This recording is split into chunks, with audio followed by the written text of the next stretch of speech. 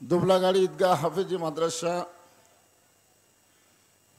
ও জামে মসজিদের উন্নয়ন কল্পে জামে মসজিদ কমিটি কর্তৃক আয়োজিত আজকে ওয়াজ এবং দোয়ার মাহফিল। যখন হাসিনা ক্ষমতাটা ছিল, আসলে ক্ষমতার মালিককে, তখন আমরা হেকমতের সাথে লিখতাম ওয়াজ এবং দোয়ার মাহফিল। আর ওয়াজ দোয়ার মাহফিল না, এখন সরাসরি হবে তাফসির মাহফিল। জোরে কোন কথা ঠিক কিনা? ওরা আবার তাফসির দেখলে মনে মনে চিন্তা করতো, না জানি কি কয়।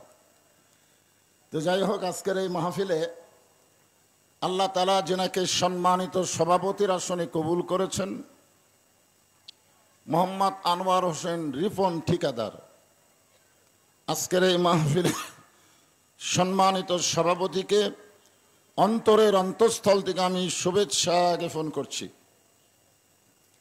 সম্মানিত সহ সভাপতি, অনেকগুলোর নাম রয়েছে, সম্মানিত প্রধান অতিথি, সম্মানিত প্রধান মেহমান,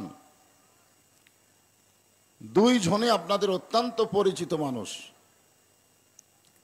একজন হলেন আলহাজ মোহাম্মদ জানে আলম খোকা, আমার মামা। মানুষ খোকা হলেও কিন্তু আমার মামা। আমাদের কাহালুতে ছোট বাচ্চারে খোকা কয়, খোকা। এখন মামার নাম তো আর খোকা নাই, বড় হয়ে গেছে আলহামদুলিল্লাহ। আজকের এই মাহফিলের সম্মানিত প্রধান মেহমান আমার ভাইজান আলহাজ মোহাম্মদ মাওলানা মোহাম্মদ দবিবুর রহমান। আমন্ত্রিত অতিথি আলহাজ মোহাম্মদ শফিকুল ইসলাম সহ সম্মানিত অতিথি যিনারা রয়েছেন, সকলকেই অন্তরের অন্তঃস্থল থেকে আমি শুভেচ্ছা জ্ঞাপন করছি। সম্মানিত ওলামাই কেরাম, আপনাদের মাঝে মাঝে যে সমস্ত আলেম ওলামা নাই মঞ্চে উপবিষ্ট আছেন, মাগরিবের নামাজের পর থেকে এত রাত পর্যন্ত কোরআন হাদিসের আলোকে অত্যন্ত গুরুত্বপূর্ণ আলোচনা করে আপনাদেরকে শোনাইছেন। আলেম ওলামা সহ আজকের এই মাহফিলের বক্তাগণকে অন্তরের অন্তঃস্থল থেকে আমি শুভেচ্ছা জ্ঞাপন করছি। এই মুহূর্তে আমার সামনে যারা বসে আছেন, অনেকে জায়গা না পাওয়ার কারণে দাঁড়িয়ে আছেন। আমি কি বলবো, জায়গা না পাওয়ার কারণে ইচ্ছা করে পিছনে কি বসার পরিবেশ আছে? নাই। তো যাই হোক, যারা বসে আছেন এবং যিনারা দাঁড়িয়ে আছেন, আমি সকলকেই অন্তরের অন্তঃস্থল থেকে শুভেচ্ছা জ্ঞাপন করছি। আমার সম্মানিত মা বোনেরা, পর্দার অন্তরালে বসে যারা আলোচনা শুনতেছেন, তাদেরকেও শ্রদ্ধা জ্ঞাপন করে এই মুহূর্তে জানতে চাচ্ছি আপনারা সকলে কেমন আছেন? আলহামদুলিল্লাহ রব্বিল আলামিন। যে আমার কিছুদিন হলে একটু অসুস্থ, ওদের শুরুর 15 মিনিট, মানে শুরুর থেকে কয় মিনিট, 15 মিনিট আমার গলায় খালি খুসখুস করে। আমি কোনো কথাই মনে হয় বলতে পারবো না, কিন্তু গলাটা যখন গরম হয়ে যায় আর এই খুশখুশি থাকে না। দোয়া করবেন সবাই। চা তো আমি তেজে খাই না রে ভাই। আগে থেকে আমি একটা নিয়ম করেছি যে কোরআনের মাহফিলে চা সেই দিনে খাবো যেদিন আমার সামনে বসা শ্রোতারা 1 কাপ করে পাবে। তা আপনাদেরও ভাগ্যে চা নাই, আমারও খাওয়া নাই। তবে চার বদলে একটু গরম পানি দিছে, গরম পানি। অসুবিধা আছে? আলহামদুলিল্লাহ। যে আল্লাহ আমাদেরকে, মাইকের সাউন্ড একটু কমে দেন তো, ভম ভম বেশি করতেছে। যে আল্লাহ আমাদেরকে শারীরিক সুস্থতা দান করে মানসিক প্রশান্তি লাভের জন্য আজকের এই জান্নাতের বাগানে কবুল করলেন, আমরা সে আল্লাহর উপরে খুশি না বেজার? তাহলে জবান খুলে সমস্বরে সকলে বলবো, রব্বানা লাকাল হামদ হামদান কাসীরান তাইয়িবান মুবারাকান ফীহি। আমরা প্রশংসা করলাম কার? কেন করলেন? এমনি এমনি? আল্লাহর প্রশংসা করার বহু কারণের মধ্যে 1 নম্বর কারণ হলো আমাদেরকে আল্লাহ হিন্দু না বানায়া মুসলমান বানাইছে। হিন্দুর ঘরে কবুল না করে মুসলমানের ঘরে আল্লাহ কবুল করেছেন। বাংলাদেশের 3 দিকে হিন্দু দেশ আছে না নাই? যাকে আমরা বলি ভারত। এই ভারত কিছুদিন হলে খুব গরম দেখাচ্ছে, গরম, ঠিক কিনা বলে? ওদের ধারণা আমরা সংখ্যায় বেশি, মুসলমানের সংখ্যা কম। আরে মালওয়ানের বাচ্চারা শুনে না, সংখ্যা দিয়া ইমানের বিচার হয় না। জোরে কোন কথা ঠিক কিনা? কারণ তোমরা তাকে ভগবান বলো, ভগবানের ভ বাদ দিলে গবানের কোন অর্থ ডিকশনারিতে নাই। গবানের গ বাদ দিলে বান মানে বন্যা, দুনিয়ার কোনো মানুষ চায় না। বা বাদ দিলে নো মানে ভগবান নাই। অনেকে বলবেন হুজুর ভগবান নাই করেন আপনি, তাহলে আপনারা দুর্গা পূজার সময় মূর্তি পাহারা দিলেন কেন? আমি ওয়াজ করার সাথে সাথে একজন খাড়া হয়েছে, ওই শালা হলো গুজব লীগ। জোরে কোন কি লীগ? এখনো কিন্তু মাহফিলে কিছুটা আফসোস লীগ, গুজব লীগ, হতাশা লীগ সাইডে সাইডে থাকে। জোরে কোন থাকে কি থাকে না? ও আমারে বলতেছে হুজুর যদি ভগবান নাই থাকে তাহলে আপনারা মূর্তি পাহারা দিলেন কেন? আমি কইলাম 6 আগস্টে বাংলাদেশে কোন মূর্তি ছিল না, সব মূর্তি ভাঙ্গা দিছে। জোরে কোন কথা ঠিক কিনা? মুসলমানের মধ্যে কেউ মূর্তি বানালে আমরা সেইটা রাখবো না, কারণ আমাদের জাতির পিতা হলো হযরত ইব্রাহিম। জোরে কোন ঠিক কিনা? ইব্রাহিম আলাইহিস সালাম কি মূর্তি পাহারার লোক না ভাঙ্গার লোক? তা আমরা দিলাম কেন? আমি বললাম আমরা মূর্তি পাহারা দেইনি, আমরা ষড়যন্ত্র পাহারা দিয়েছি। জোরে কোন কথা ঠিক কিনা? কারণ ওই ভারত যে কোন একটা অজুহাতে ভারতের অনেক মুসলমান আছে তাদেরকে নির্যাতন করতে পারে। পৃথিবীর যেখানেই মুসলমান থাক আমরা চাবো আল্লাহ যেন তাদেরকে ভালো রাখে। জোরে কোন ঠিক কিনা? আমরা আল্লাহর প্রশংসা করার কারণ হলো আল্লাহ কোন ভগবানের দলে, ঈশ্বরের দলে, গডের দলে না পাঠাইয়া সরাসরি আল্লাহর দলে আমাদের কবুল করেছেন। খুশি না বেজার? আল্লাহু লা ইলাহা ইল্লা হুয়াল হাইয়ুল কাইয়ুম। যদি মন চায় আলিফ বাদ দেন লিল্লাহি মা ফিস সামাওয়াতি ওয়াল আরদ। আবার যদি মন চায় আর একটা লাম বাদ দেন লাহুল মুলকু ওয়া লাহুল হামদ। আবার যদি মন চায় লাম বাদ দেন হুয়াল্লাহুল্লাযী লা ইলাহা ইল্লাহু। ভাগ্য গুণে এমন একটা আল্লাহ পাইছি যার সবকিছু বাদ দিলেও আল্লাহ বাদ পড়ে না। মুসলমানের আল্লাহ হলো সদা বিরাজমান। জোরে কোন ঠিক কিনা? খুশি না বেজার? সেই আল্লাহর দলে ইসলামকে গ্রহণ করে মুসলমানের ঘরে আল্লাহ আমাদের কবুল করেছেন। এই জন্য শুকর গুজার করছি। সকলে বলি আলহামদুলিল্লাহ। আছেন আমার মুক্তার, আছেন আমার ব্যারিস্টার, সেই বিচারের হাইকোর্টেতে তিনি আমায় করবেন পার। আমি পাপী রাসূল জাবিন্দার। এমন একজন নবী আমরা পাইছি যাকে আমরা বললাম সাল্লি আলা সাইয়্যিদিনা মুহাম্মদ। তিনি শুধু আমাদের নবী না, তিনি হলেন আমাদের নেতা। হযরত হুসাইন রাদিয়াল্লাহু তাআলা আনহু যখন বসে আছেন এমন সময় ইয়াজিদের কিছু লোক হুসাইন রাদিয়াল্লাহর কাছে এসে বলতেছেন যে খামাখা গন্ডগোল করে লাভ কি? যেরকম দীর্ঘদিন হাসিনা বলেছে বাংলাদেশে যারা কোরআনের শাসন চায় এরা গন্ডগোল করে। আসলে বলেন তো কোরআন দিয়ে যারা বাংলাদেশ চালাবার চায় তারা কি গন্ডগোলের লোক? জোরে বলেন, তারা কি গন্ডগোল চায়? এই যখন হাসিনা পলায় গেল আপনারা বলেন তো কোরআনের দলের কোন একটা কর্মী গন্ডগোল করছে? কারা করছে? কারা করছে? আমাদের কাহালুতে আওয়ামী লীগের সমস্ত ব্যবসা প্রতিষ্ঠান কাড়ে দিছে, পুড়ে দিছে, এর মধ্যে একটাও কোরআনের দলের মানুষ নেই। এনারা গন্ডগোল চায় না, এনারা শান্তি চায়। ধরে কোন ঠিক কিনা? তো ইয়াজিদের লোকজন এসে বলতেছে হোসাইন খামাখা গন্ডগোল করে লাভ কি? তোমার নানা হলো বিশ্ব নবী, তোমার বাবা হলো বিশ্ব আলেম, তোমার মা হলো খাতুনে জান্নাত। ইয়াজিদের লোকেরা বুঝাইতেছে যে তুমি গন্ডগোল কেন করবা? তোমার নানা হলো বিশ্ব নবী, তোমার বাপ হলো বিশ্ব আলেম, তোমার মা হলো খাতুনে জান্নাত, এমন একটা ঘর থেকে আল্লাহ তোমাকে দুনিয়াতে পাঠাইছে, খালি বসে থাকলি তুমি হাদিয়া পাবা। হাদিয়া হাদিয়া। আজকে বাংলাদেশে পীর সাহেবরা আছে না নাই? আপনারা বলেন তো, এরা কি ইসলামী আন্দোলনের পক্ষে না বিপক্ষে? কেন? তিন দল সবসময় ইসলামী আন্দোলনের বিপক্ষে। তার মধ্যে একটা দল হলো ধর্ম নিয়ে যারা ব্যবসা করে, জোরে কোন কথা ঠিক কিনা। দুই নম্বর হলো যারা পুঁজিপতি, কোরআনের আইন চললে সুদ বন্ধ হবে, যাকাত ভিত্তিক অর্থনীতি চালু হবে, জোরে কোন কথা ঠিক কিনা। ওরাও বিরুদ্ধচারণ করে। আর একটা হলো ইয়াজিদের মতন রাষ্ট্রীয় শক্তি।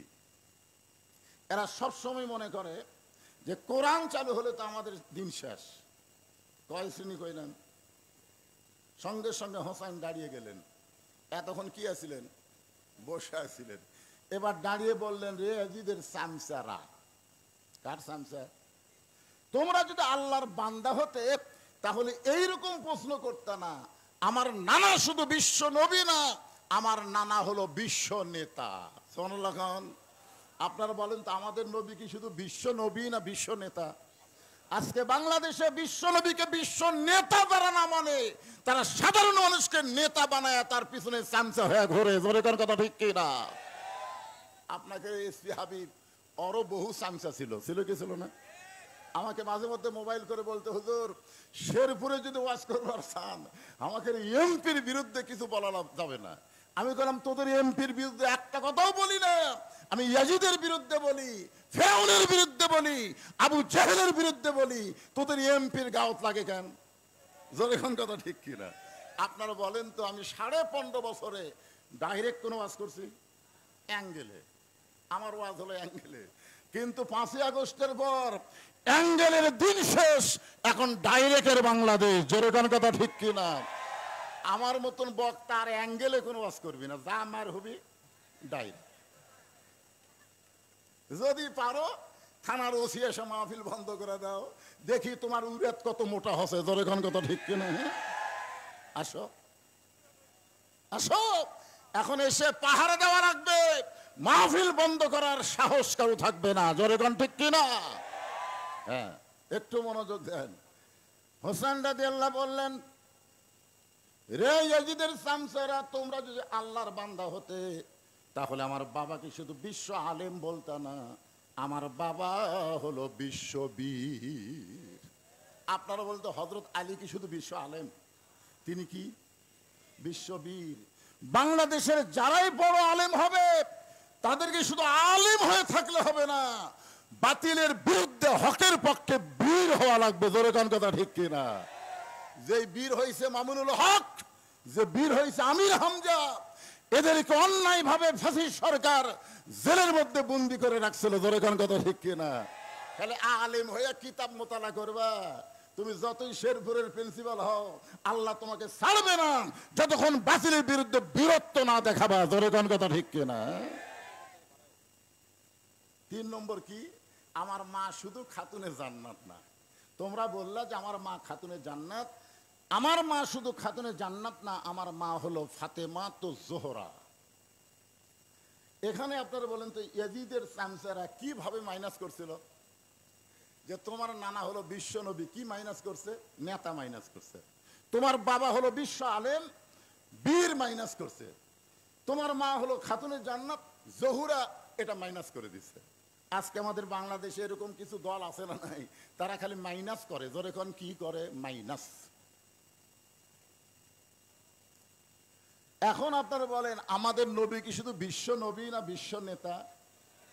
যেই নেতা জান্নাতের মধ্যে ঢুকেও আমাদের কথা বলেনি, আমাদের কথা বলেনি। লাইলাতুল মিরাজে নবী যখন জান্নাতে ঢুকলেন, ফেরেশতা জিবরাইল বললেন, ইয়া রাসূলুল্লাহ, আপনি যদি আর দুনিয়াতে না যান, আল্লাহ আপনাকে জান্নাত থেকে বের করে দিবে না। নবী বললেন, জিবরাইল তুমি কি মনে করছো আমি জান্নাতে থাকার জন্য ঢুকছি? আল্লাহ যদি আমাকে বলতো জান্নাতে গিয়ে থাকেন, আমি ঢুকতামই না। কারণ আমি নবী আমার জন্য না, আমি নবী হলাম আমার উম্মতের জন্য। যতক্ষণ পর্যন্ত আল্লাহ আমার উম্মতদেরকে জান্নাত না দিবে, ততক্ষণ পর্যন্ত আমি নবী থাকার জন্য জান্নাতে ঢুকবই না।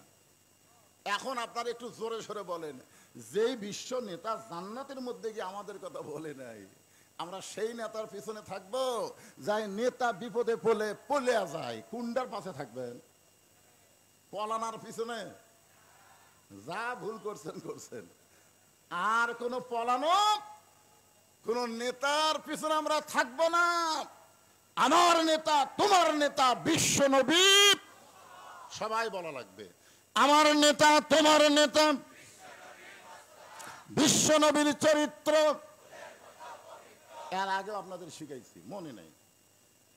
বিশ্ব নবীর চরিত্র ফুলের চাইতেও পবিত্র। আল্লাহ কোরআনে বলেছেন ইন্নাকা লাআলা খুলুকিন আযীম। 99টা আল্লাহর নামের মধ্যে আজিম একটা নাম আছে। মহান চরিত্রের অধিকারী হলেন আমাদের বিশ্ব নবী। জোরে কান সুবহানাল্লাহ।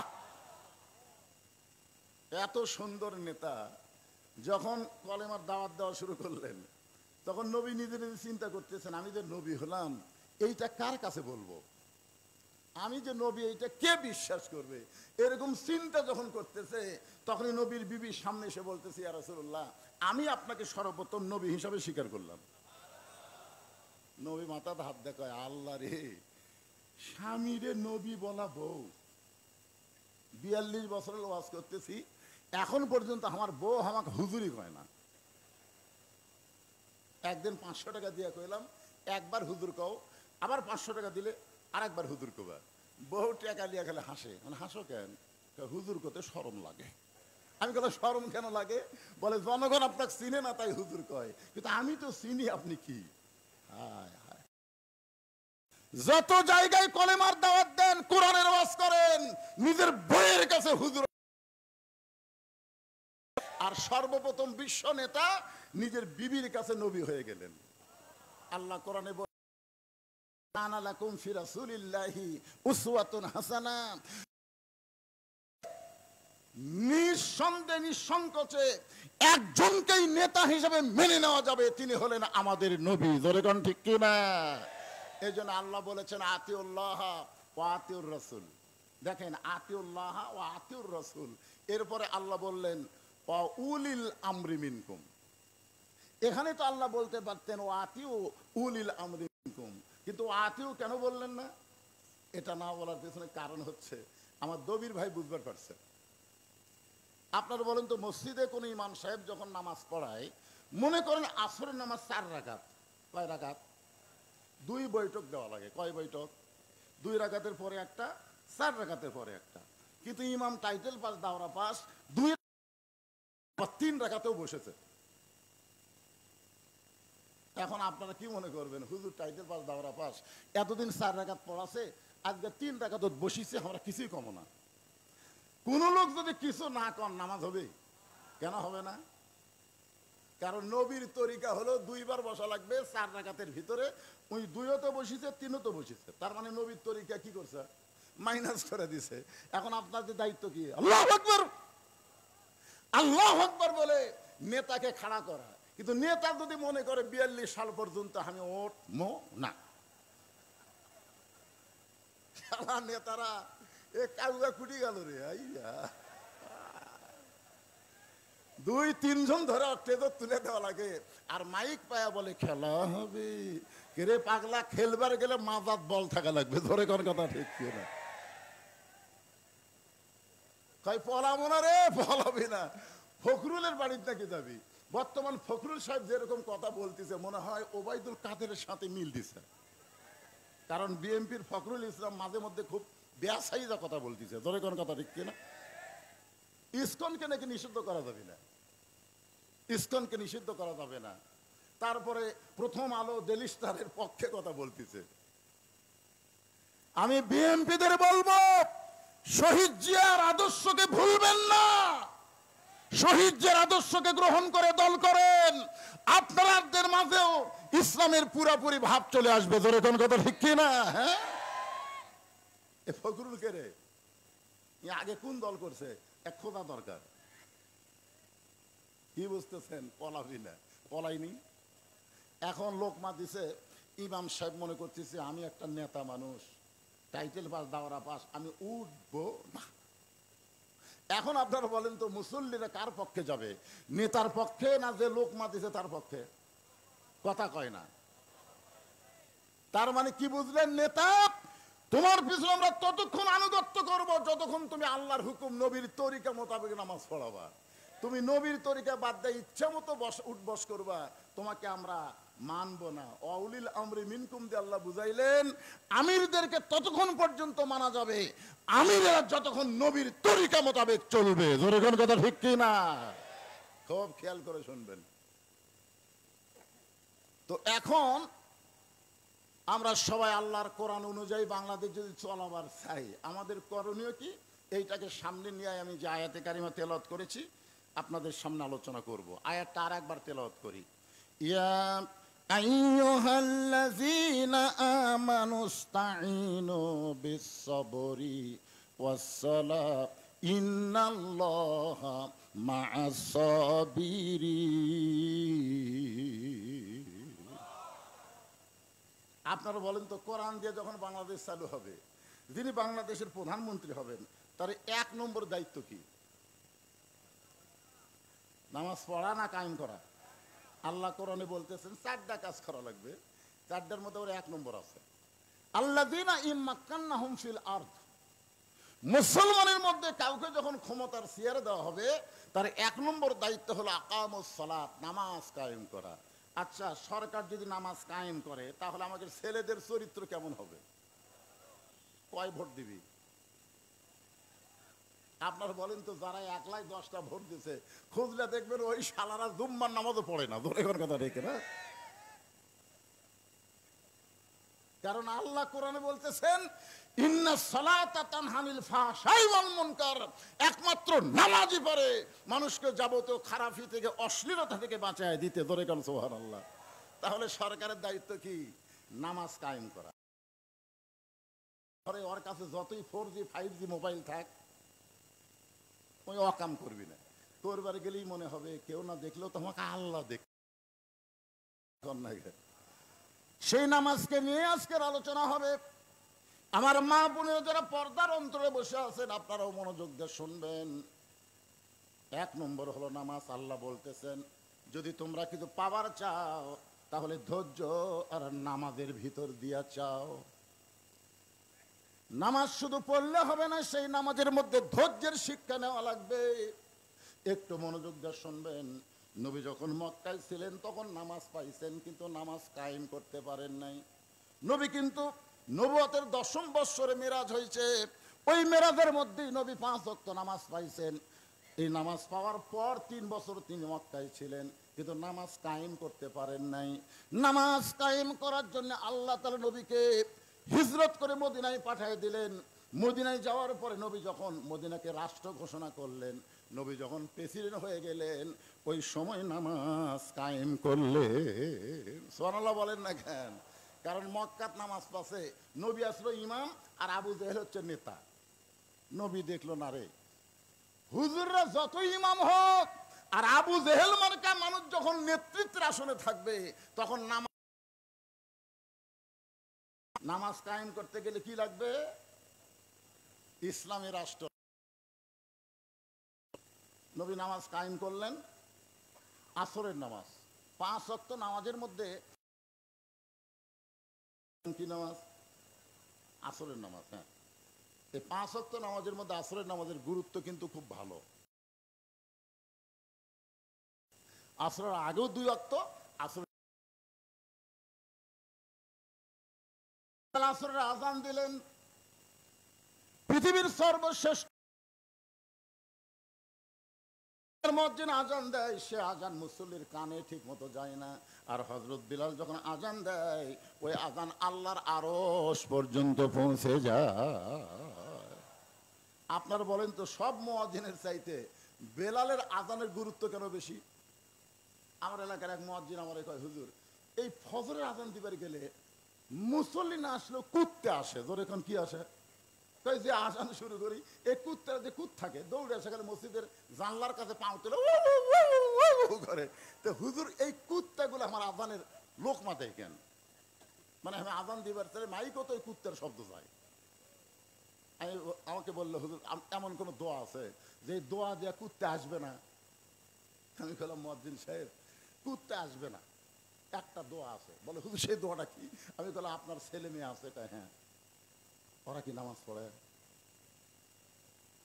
না হুজুর, আমি তো নামাজের আজান দিবার যাই মাস গেলে 5,000 টাকার আশায়, কিন্তু আমার ছেলেরা তো কম্বল ছাড়ে না হুজুর। আমি বললাম এই জন্যই কুত্তা লোকমা দিছে যে ওই ব্যক্তির চাইতে উত্তম কোন ব্যক্তি নাই। আল্লাহ কোরআন শরীফের মধ্যে বলেছেন ওমান আহসানু কাওলাম মিম্মান দা ইলাল্লাহ ওয়া আমিলা সালিহান ওয়া ক্বালা ইন্নানী মিনাল মুসলিমিন। ওই ব্যক্তির চাইতে উত্তম কোন ব্যক্তি নাই যে ব্যক্তি মানুষকে আজান দেয়, আল্লাহ রাস্তায় ডাকে, সে শুধু ডাকে না, নিজে নেক আমল করে এবং সে যে মুসলমান আত্মসমর্পণকারী এইটা পরিচয় দেয়। ধরে কেন সুবহানাল্লাহ। আপনি কি জানেন না কু আনফুসাকুম আহলিকুম নারা, জাহান্নামের আগুন থেকে বাঁচতে গেলে একলা বাঁচলে হবে না, আহলদের নিয়ে বাঁচা লাগবে। এই জন্য কুত্তা বুঝবার পারছে, এই কারণে লোকমা দেয়। আপনারা বলেন তো হযরত বেলাল কি সেই রকম মুয়াজ্জিন নাকি? এই জোরে কান সেই রকম মুয়াজ্জিন।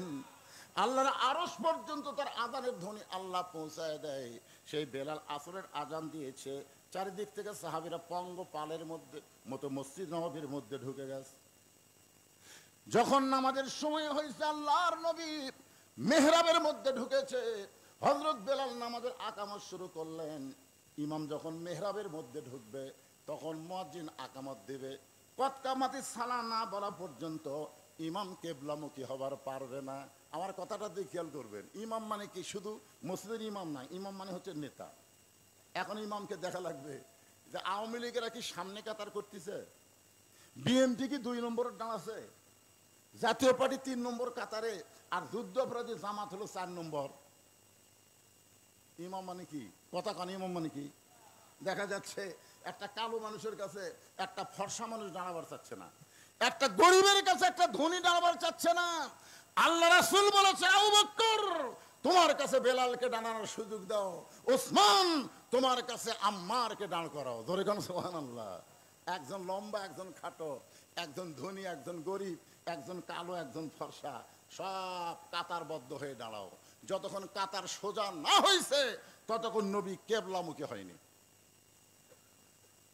হযরত বেলাল যখন আকামত শুরু করলেন, এমন সময় নবী দেখলেন সামনে কাতারে একজন সাহাবী বসে আছেন, একজন সাহাবী বসে আছেন। আল্লাহ নবী সঙ্গে সঙ্গে কোরআন থেকে তেলাওয়াত করলেন, কুমু লিল্লাহি কানিতিন। আয়াতের বাংলা অর্থ কি জানেন? আপনারা কোরআন শরীফ তেলাওয়াত শুনলে কিছুই কর না কেন? আল্লাহু আকবার কর না আপনারা? আপনারা কোন দলের মানুষ বারে? বাংলাদেশে 2টা বড় দলে সহজ আল্লাহু আকবার কয় না, একটা হলো আওয়ামী লীগ, একটা হলো বিএনপি। আপনার কি এই 2 দলের লোক? দেখবেন এদের মিছিল মিটিংয়ের মধ্যে আল্লাহু আকবার আছে, এ কথা কর না কেন আছে? অথচ মুসলমান হিসেবে জানা দরকার, যখনই জন্ম নিয়েছেন আপনার ডান কান্দে আজান, বাম কান্দে আকামত। যখন আপনি মারা যাবেন আপনার লাশ সামনে নিয়ে ইমাম সাহেব আল্লাহু আকবার বলে নিয়ত বানবে। ধরে কোন ঠিক কিনা? তা আমরা তো আল্লাহু আকবারেরই দল। কোরআন শরীফ শুনলে কেন আল্লাহু আকবার বলবেন? ওয়াইজা তুলিয়াত আলাইহিম আয়াতুহু জাদাতুহুম ঈমানান। আল্লাহর কোরআনের তেলাওয়াত শুনলে আল্লাহ মানুষের ঈমান বাড়ায়া দেয়। এই জন্য যখনই কোরআন তেলাওয়াত হবে জোরে পারেন আসতে পারেন আল্লাহু আকবার বলবেন। তবে জোরে বললে শয়তান বেজার হয়, এত জোরে দৌড় দেয় রাসূল বলেছেন শয়তানের পিছন দিক দিয়ে বাতাস বের হয়। এই জন্য একটু আল্লাহু আকবার বলতে আপনাদের আপত্তি আছে? লিল্লাহি তাকবীর। আল্লাহ নবী বললেন কুমু লিল্লাহি কানিতিন, দাঁড়াও। কতকামাতি সালা বেলাল বলতেছে এরপরও তুমি সামনে কাতারে বসে আছো কেন? দাঁড়াও। কারণ নামাজের ভিতরে বাহিরে যে কয়টা ফরজ তার মধ্যে একটা ফরজ হলো দাঁড়িয়ে নামাজ পড়া। জোরে কোন কি পড়া? কথা কয় না। যারা সিয়ারে নামাজ পড়েন, যারা সিয়ারে নামাজ পড়েন আমি তাদেরকে বলবো ভাই, সিয়ারে নামাজ পড়ার কথা কোরআন হাদিসের কোনো জায়গাতে নাই। আপনি পারলে বসে পড়েন, যদি দাঁড়াবার না পারেন বসে পড়েন, না যদি পারেন শুয়ে থেকে পড়েন, তাও সিয়ারে বসা যাবে না। কারণ কুমুলিল্লাহি কানিতিন, কানিতিন শব্দের অর্থ হচ্ছে পরিপূর্ণ আনুগত্য। সিয়ারে বসলে আনুগত্য হয়? আপনি কার কাছে আইছেন? নামাজ কার কাছে আইছেন? আল্লাহর কাছে। তো আল্লাহর কাছে সিয়ারত বসে কেমন লাগে? আল্লাহ রাসূল বললেন দাঁড়াও। সাহাবী বললেন এ রাসূলুল্লাহ, হযরত বেলাল যখন আকামত শুরু করেছে এমন সময় আমি দাঁড়াবার চাই, কিন্তু আমার দেহে এত দুর্বল হয়ে গেছে, আজকে 3 দিন হয়ে গেল আমার দেহের মধ্যে কোনো খাবার পড়ে নাই, এই না খাওয়ার কারণে আমি এত দুর্বল হয়ে গেছি ইয়া রাসূলুল্লাহ, আমি দাঁড়াবার চাই কিন্তু দাঁড়াবার পারতেছি না। সঙ্গে সঙ্গে আল্লাহ নবী বললেন ওসমান।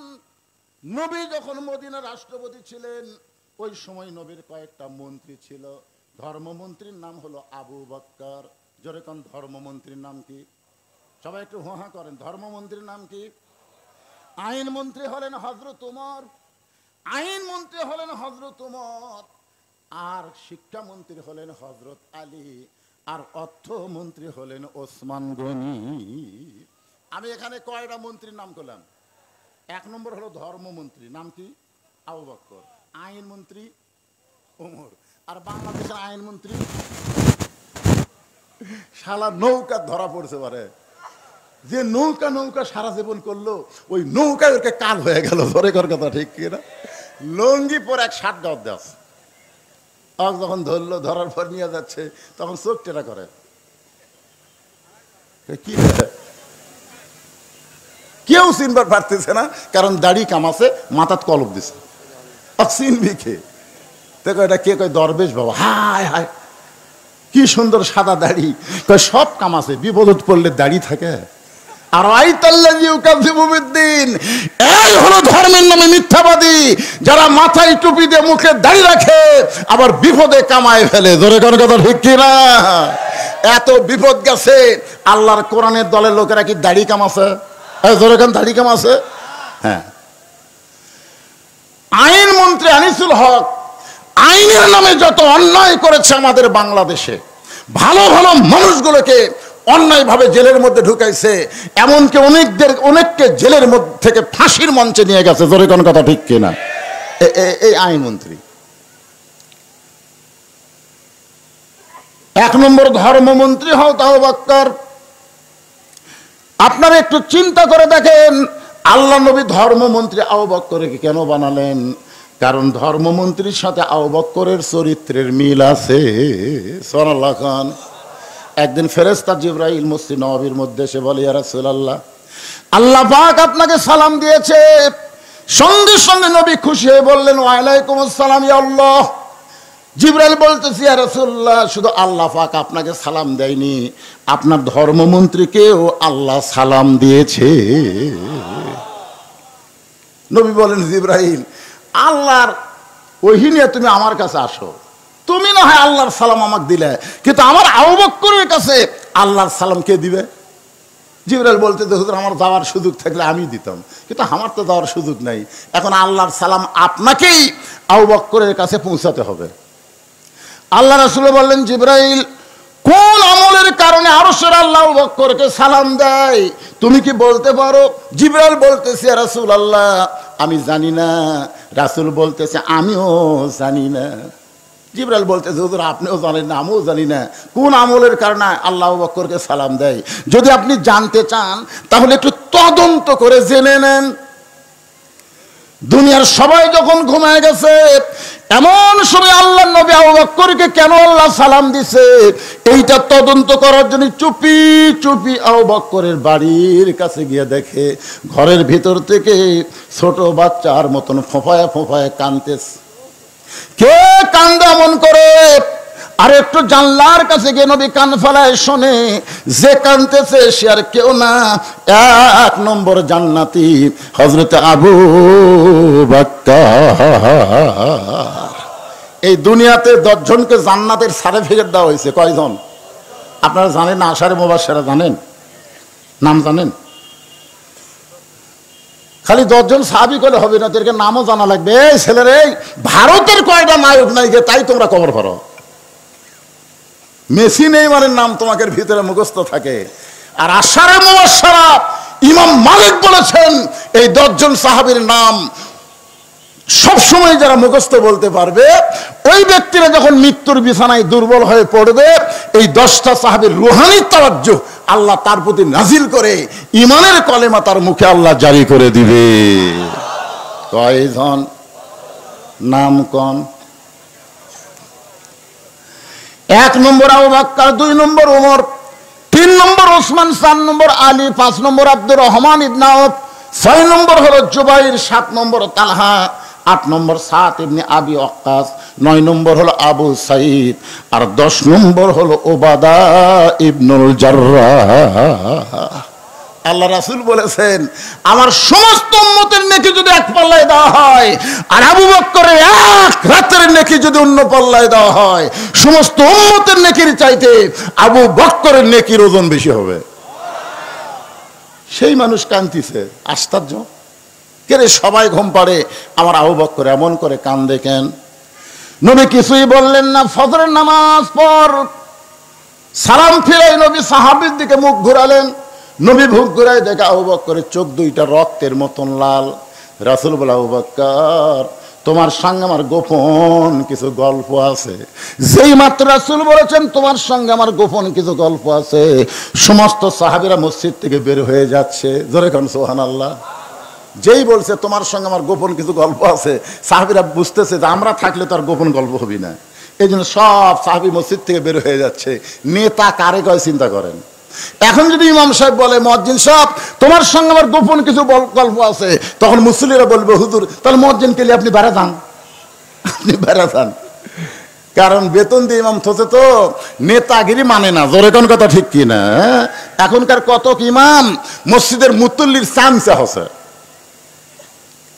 একটু মনোযোগ দেন। যেই মাত্র নবী বলেছে আবু বকর তোমার সঙ্গে আমার গোপন কিছু গল্প আছে, সঙ্গে সঙ্গে সমস্ত সাহাবীরা বাহিরে চলে গেছে। আল্লাহ নবী বলেন, আবু বকর তুমি কি বলতে পারো এমন কি আমল করেছো যে আমল করার কারণে আরশের আল্লাহ তোমাকে সালাম দেয়? যেই কইছে আবু বকর ঠাস করে পড়ে গেছে। রাসূল বলতেছে আরশের আল্লাহ তোমাকে সালাম দেয়। এই কথা শোনার পরে তুমি খুশি হবা, এমন করে কাঁদতে কাঁদতে পড়ে গেলে। আবু বকর বলে, হুজুর আমি জানি না হুজুর, এই অধমের এমন কি আমল যে আমলের কারণে আল্লাহ আমাকে সালাম দিল, আমি তো জানি না হুজুর। আজকে আমাকে এমপি সালাম দেয়, এই প্রধানমন্ত্রী হাসিনা মাঝে মধ্যে সালাম দেয় না। একদিন একটা নম্বর থেকে আমাকে সালাম দিল, আমি প্রধানমন্ত্রী আপনাকে সালাম দিচ্ছি। আমি কই ওয়ালাইকুম আসসালাম, আমারটা শোনে না, খালি কইয়াই যায়। আয় কি খুশি রে, প্রধানমন্ত্রী আমাকে সালাম দিয়েছে, আল্লাহ সালাম দিয়েছে। এইটা শোনার পর আবু বকর যখন পড়ে যায়, এমন সময় নবী আবু বকরের কপালে চুমা দিয়ে বলে, আবু বকর আমার কাছে গোপন করো না বাজান, এমন কি আমল করো যে আমল করার কারণে আরশের আল্লাহ তোমাকে সালাম দেয়? আবু বকর বলে, রাসূলুল্লাহ আপনি যখন জানতে চান তাহলে শোনেন। সবাই যখন ঘুমায় যায়, তাহাজ্জুদের নামাজের সময় আমি চেতন পাই। আমি তাহাজ্জুদের নামাজ আদায় করে ফজরের নামাজের একটু সময় বাকি থাকে, ওই সময়ের ভিতরে আমি আল্লাহর মুরাকাবায় যখন নিজকে ডুবাই দিলাম, এমন সময় কে যেন বলতেছে, আজকে হাসরের ময়দানে সবাই জাহান্নামে যাবে, সবাই জান্নাতে যাবে, শুধু একজন ব্যক্তি যাবে জাহান্নামে। আজকে হাসরের ময়দানে সবাই জান্নাতে যাবে, শুধু একজন ব্যক্তি যাবে জাহান্নামে।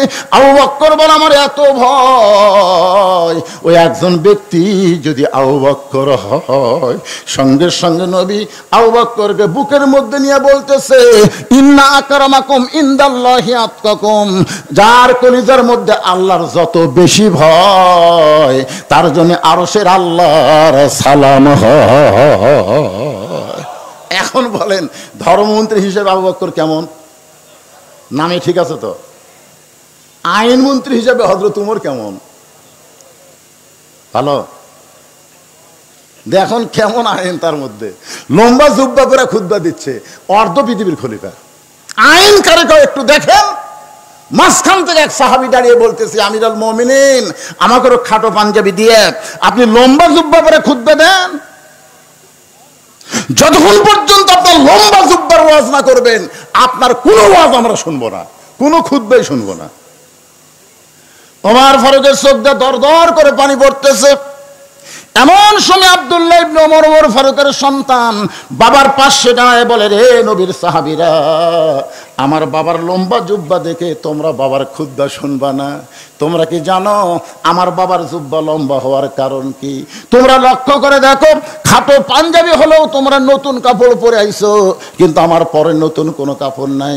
ওসমান গনি বলে, আব্দুল্লাহ আজকে জুমার দিনে সবাই নতুন কাপড় পরেছে, তুমি কেন নতুন কাপড় পরো নাই? আব্দুল্লাহ বলতেছে, ওই আইনের মানুষটাকে জিজ্ঞাসা করো, এই আইনের মানুষটাকে জিজ্ঞাসা করো। সবাই যখন ঘুমিয়ে গেছে ওই মানুষটা আমার দরজায় গিয়ে বলে, আব্দুল্লাহ আব্দুল্লাহ দরজা খোল। আমি দরজা খুলে দেখি বাবার হাতে একটা পাঞ্জাবি। আমি খুশি হয়ে বললাম, বাবা একটা পাঞ্জাবি বাইতুল মাল থেকে আমারে দিছে, আর একটা গভীর রাত্রি দিবে রয়েছেন।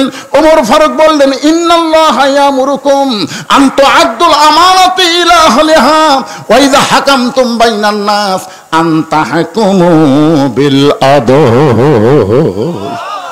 আব্দুল্লাহ রে, আমি তোকে আর একটা পাঞ্জাবি দিবে আসি নাই, এই পাঞ্জাবিটা আমার ভাগে পড়ছে বাজান। এখন এই ছোট পাঞ্জাবি গায়ে দিয়ে আমি কেমনে খুদ্া দেই? তা আব্দুল্লাহ বলে, আমি কি করব? বলে, তোরে যেইটা পাঞ্জাবি দিছে ওইটা আমাকে দান করে দে বাজান।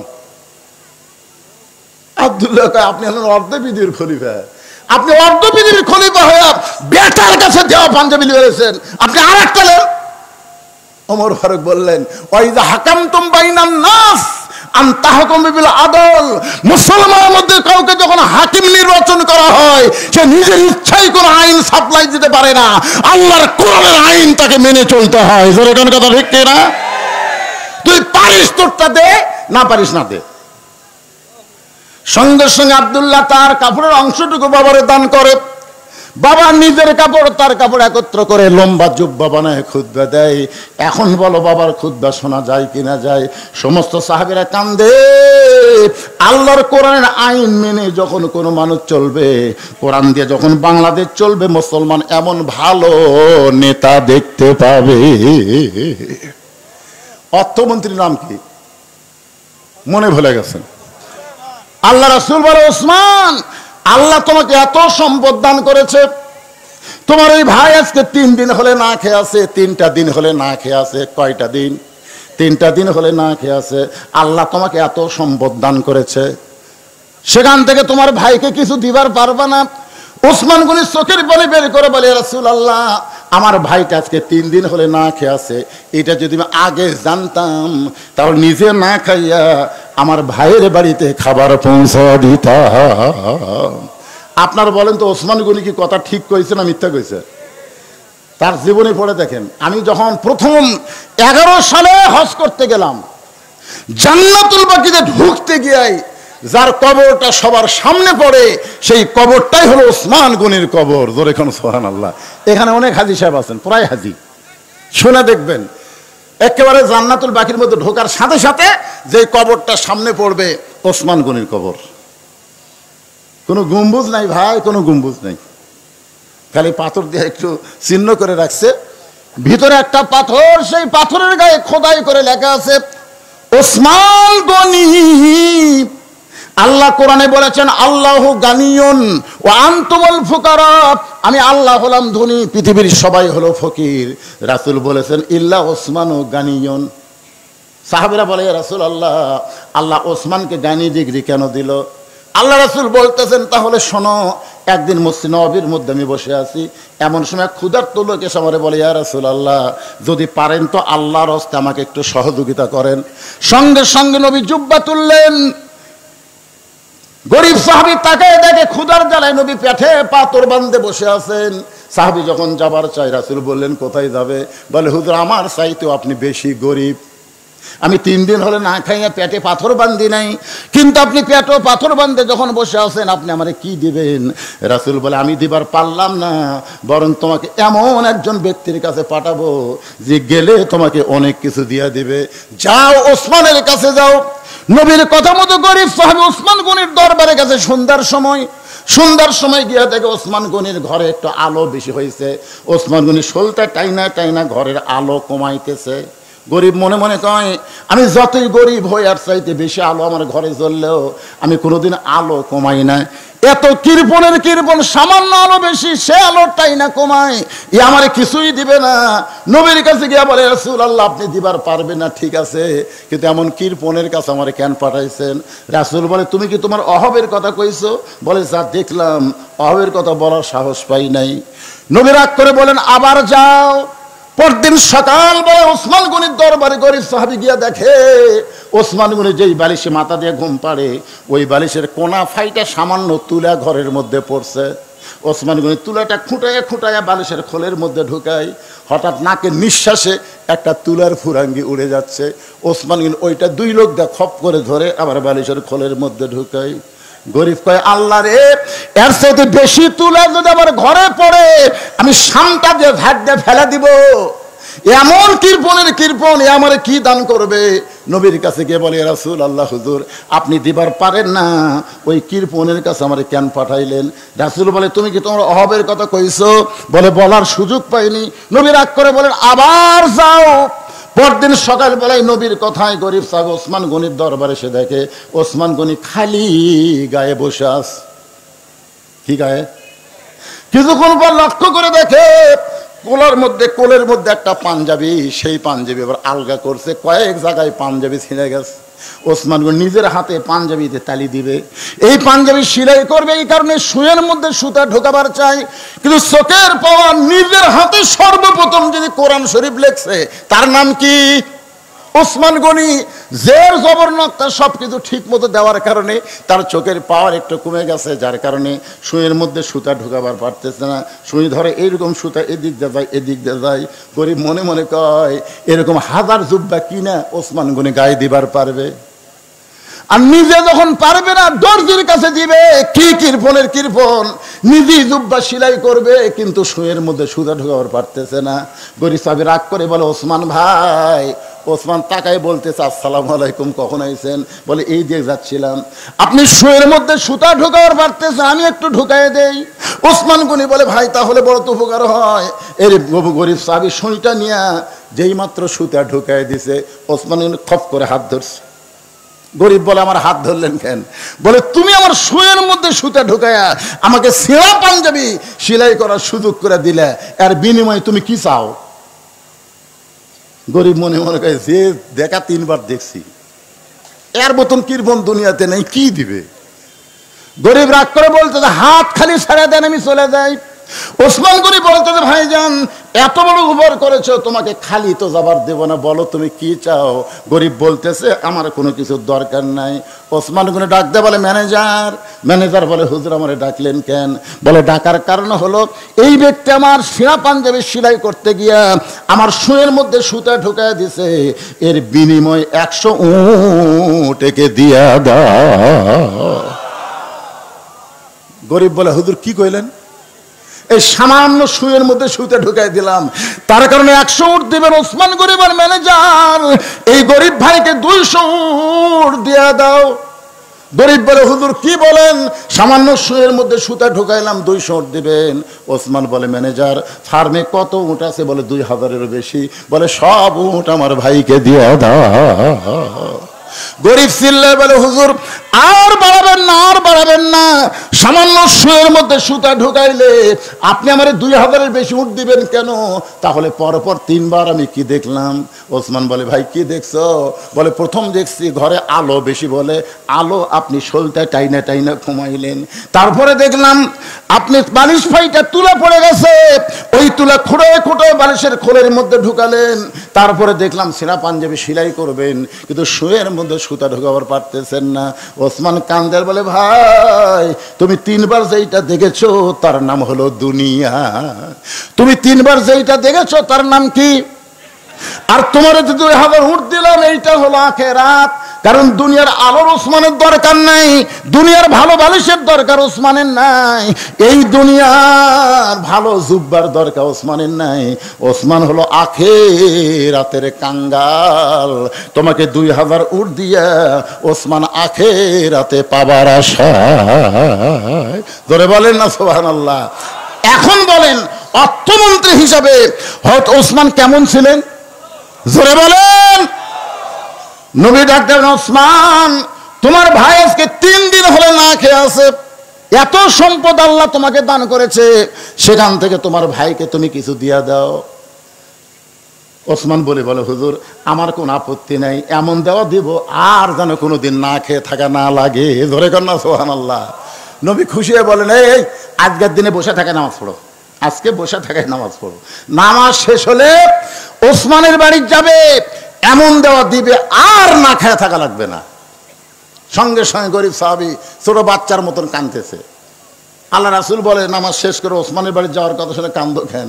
বলে, ইয়া রাসূলুল্লাহ আস্তাইনু বিস-সাবরি ওয়াস-সালাহ ইন্নাল্লাহা মা'আস-সাবিরিন। নামাজ পড়তে পড়তে আমার ঈমান এমন পর্যায়ে গেছে, ইয়্যাকা না'বুদু ওয়া ইয়্যাকা নাস্তাইন, যদি সাহায্য লাগে একমাত্র কার কাছে যাব? দরকার হলে না খাইয়ে মরে যাব, কিন্তু যতক্ষণ আমার ঈমান বলবে আল্লাহ দিবার পারবে, ততক্ষণ আমি আল্লাহ ছাড়া ওসমানের কাছে যাব না। কথাটা খেয়াল করছে? যতক্ষণ আমার ঈমান বলবে যে আল্লাহ হামাক দিবে।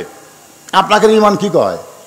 ভারত যদি আমাকে পারমাণবিক বোমা মারে, যে কিছুদিন হলে ভারতের কয়েকটা পাতি নেতা চিল্লাচিল্লি করতেছে। আজকে আবার ফেসবুকে দেখলাম ওরা নাকি বর্ডারের দিকে গাড়ি নিয়ে আসতেছে, অস্ত্র নিয়ে। দেখেন আজকে, আপনারা তো মুরব্বী মানুষ, ছেলে ফেলে যারা, তারা মাঝে মাঝে ফেসবুকে দেখে। আজকে দেখলাম যারা শত শত গাড়ি বাংলাদেশের বর্ডারের কাছে আসতেছে, ওই হাসিনা রক্ষা করার জন্য গোটা বাংলাদেশ নাকি এরা শেষ করে দিবি, জয় শ্রীরাম করছে আর সামনের দিকে আসতেছে। আমি কইলাম, মালওয়ানের জাত, তোরকে পাওয়ার যে কি আমি নিজের চোখে দেখছি। আমি কাজীপুর পৌরসভার মধ্যে গাড়ি থিয়া নদীর ওই পারে আমার মাজনা বাড়ি মাহফিল। আমাকে বললো, হুজুর গাড়ি তো আপনার ওখানে যাবে না, নৌকা যাওয়া লাগবে। এমন একটা বড় নৌকা, 100 যাত্রী নৌকার ভিতরে। নৌকা যখন নদীর মাঝখানে, এমন সময় আসমানে কালো মেঘ করে একটা বাতাস শুরু হলো। যেই বাতাস শুরু হলো, ওই নৌকার মধ্যে 2টা হিন্দু ছিল। ধরে কারণ কি ছিল? ওই 2টা হিন্দু আমার কাছে আসলো। আজকে, হুজুর আসমানে কালো মেঘ করে যে বাতাস শুরু হচ্ছে, কিছু করেন। আমি বললাম, কি করবো ভাই? বলে, হুজুর আজান দেন। আমি কইলাম, কে রে ভগবানের জাত, তোরা মুসলমান আজান কেমনে বুঝি? হুজুর আমাদের বাড়ি হলো মুসলমান এলাকা, এরকম বিপদ যখন আসে আমরা ভগবান ভগবান করে মুখের ফ্যানটা তুলি, কাম হয় না। কিন্তু ওই মসজিদের মুয়াজ্জিন একবার আজান দিলে কমে যায়, 2বার দিলে ভালো হয়। হুজুর আজান দেন হুজুর। আমি বললাম, তোকে ভগবান কি কর হুজুর? ভগবান কোনোদিন সব জাগাত, ভগবান জাগাত, আর মুসলমানের আল্লাহ হলো সব জাগাত। জোরে কম ঠিক কিনা? তোরা ভগবানের জায়গা ছাড়ে আল্লাহর জায়গাতে আসলে ফেরত যাওয়ার পারবো? খালি আসিয়া দেখ, খালি আসিয়া দেখ। সিলেটের শাহজালাল গৌর গোবিন্দকে যেভাবে তাড়াইছে, আশা করা যায় বেশি বকওয়াস করলে ভারতেও মুসলমান, বাংলাদেশেও মুসলমান, পাকিস্তানেও মুসলমান, সব মুসলমান একত্র হয়ে পৃথিবীর মানচিত্রে কোনো মালওয়ান থাকবে না। জোরে কোনো কথা ঠিক কিনা? তোদের গোষ্ঠী লিল্লাহে তাকবীর, ওদের গোষ্ঠীর নাম হলো নমরুদ। জোরে কোন নাম কি? নমরুদ। খালি বারবার বলে, ইব্রাহিম যে আগুন জ্বলাছি রে, যে আগুন জ্বলাছি, খালি একবার তাকে দেখতো, তুই পড়া মাত্রই ছাইরে। ইব্রাহিম নবী একবারও তাকায় না। আল্লাহ কয়, ইব্রাহিম এতবার নমরুদ তাকাবার কয়, তুই একবারও তাকাস না কেন? ইব্রাহিম বলতেছে, হাসবি আল্লাহ নিমাল ওয়াকিল ওয়া নিমাল মাওলা ওয়া নিমান নাসির। আল্লাহ আমি তোমার দিকে তাকায় আছি, আমি তোমার দিকে তাকায় আছি আল্লাহ, আমি আগুনের দিকে তাকানোর টাইম পাচ্ছি না। আল্লাহ কয়, এতবার যখন বলতেছি একবার তাকা। ইয়ানজুরু বিনূরিল্লাহ, সুবহানাল্লাহ বলেন। ঈমানের নূরের চোখে ইব্রাহিম নবী তাকায় দেখে আগুনের চুলাকে আল্লাহ তাআলা শান্তির বাগান বানায়া দিছে। তো ভারতের হিন্দুরা যখন আমাকে পারমাণবিক বোমা মারবি, মনে করেন মানলো, বিমানের থেকে মানলো, বাংলাদেশে পড়াই মিষ্টি তরমুজ হয়ে গেল। আচ্ছা, আমাদের জাতির পিতার জন্য যদি আগুনের সেই লেলিহান শিখাকে শান্তির বাগান আল্লাহ বানাবার পারে, তাহলে মালওয়ানের বাচ্চাদের পারমাণবিক বোমাকে আল্লাহ তরমুজ বানাবে ভাবি না? মানে মাটি যেই পড়েছে তরমুজ, বোমা পড়ে তরমুজ হলো। আমাকে অনেক সন্তানেরা তরমুজ খাবার পাচ্ছে না, বাড়ির থেকে বটি চাকু লিয়ে যায়, কাটতেছে আর খাচ্ছে, কাটতেছে আর খাচ্ছে। দূর থেকে দূরবীন যন্ত্র দিয়ে, অনুবীক্ষণ দিয়ে দেখতে, কে রে আমরা মান্য বোমা, এরা কাটিয়ে খায়। আরে ভগবানের জাত, এরা হলো আল্লাহর দল। যেরকম কথা ঠিক কিনা? তাহলে আসে দেখ, আমি কইছি কমেন্টে, তোমরা বর্ডার খুলে দাও, বর্ডার খুলে দাও, খালি ঢুকুক। শাহজালাল ইয়ামিনের বংশধরকে দেখে যাক। যেরকম কথা ঠিক কিনা? এক খাজা মঈনুদ্দিন চিশতি রহমতুল্লাহ চাপাত পড়ে পিতি রাজ্যে হারে পড়ে গেছে। যেরকম কথা ঠিক কিনা? এই শালা মালওয়ানের জাতিরা বোঝে না যে আল্লাহর জাতির কি ক্ষমতা। তাহলে আশা দেখ রে পাগলার, আশা দেখ। কি মনে করতেছেন? জীবন দিব, কিন্তু মালওয়ানের কাছে আমরা ঈমান দিব না। যেরকম কথা ঠিক কিনা? মরে গেলে সে মরে না। আবু সাইদ মারা গেছে, আপনার বলেন তো মরছে? মরেনি। আমার এক চাচাতো ভাই ছেলে হয়েছে, আমার কয় ভাই যান আপনি হুজুর মানুষ, একটা ভালো নাম রাখেন তো, আমার ছেলের নাম ভালো। আমি বললাম তোমার ছেলের নাম রাখো আবু সাইদ। যেই কোছে আবু সাইদ কি খুশি, কয় ভাই আমার মনই নাই। আমার ভাই ছেলের নাম তো আবু সাইদ। আমার পাড়াতে আরো 3টা ছেলে জন্মিছে, সবার নাম তো আবু সাইদ। আমি বাড়ি বাড়ি চেক করলাম, কেড়ে পাগলা আরো আছে তো, মুগ্ধ আছে, ইয়ামিন আছে, ওই নাম তো।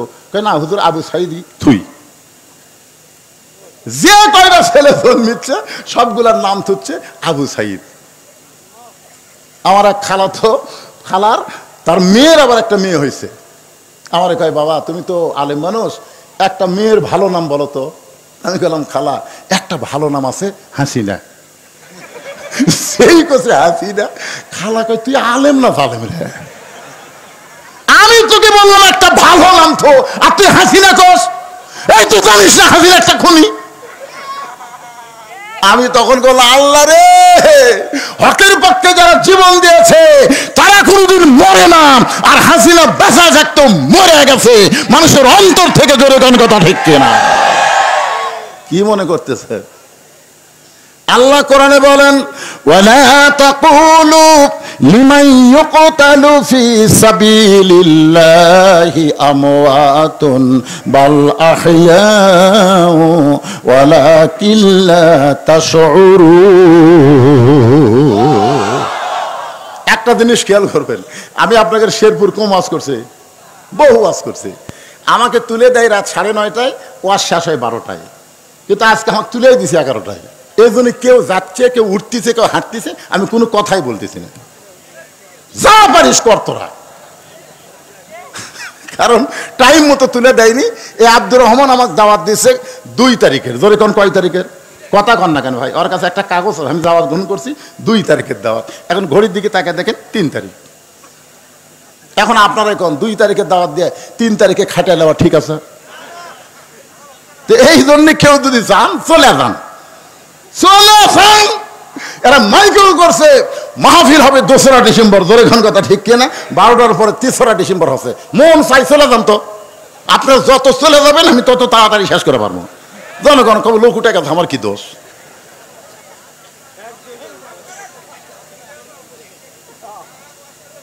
না না না, যাচ্ছে তো, হয়েছে দেখেন অন্য কাজে যাচ্ছে।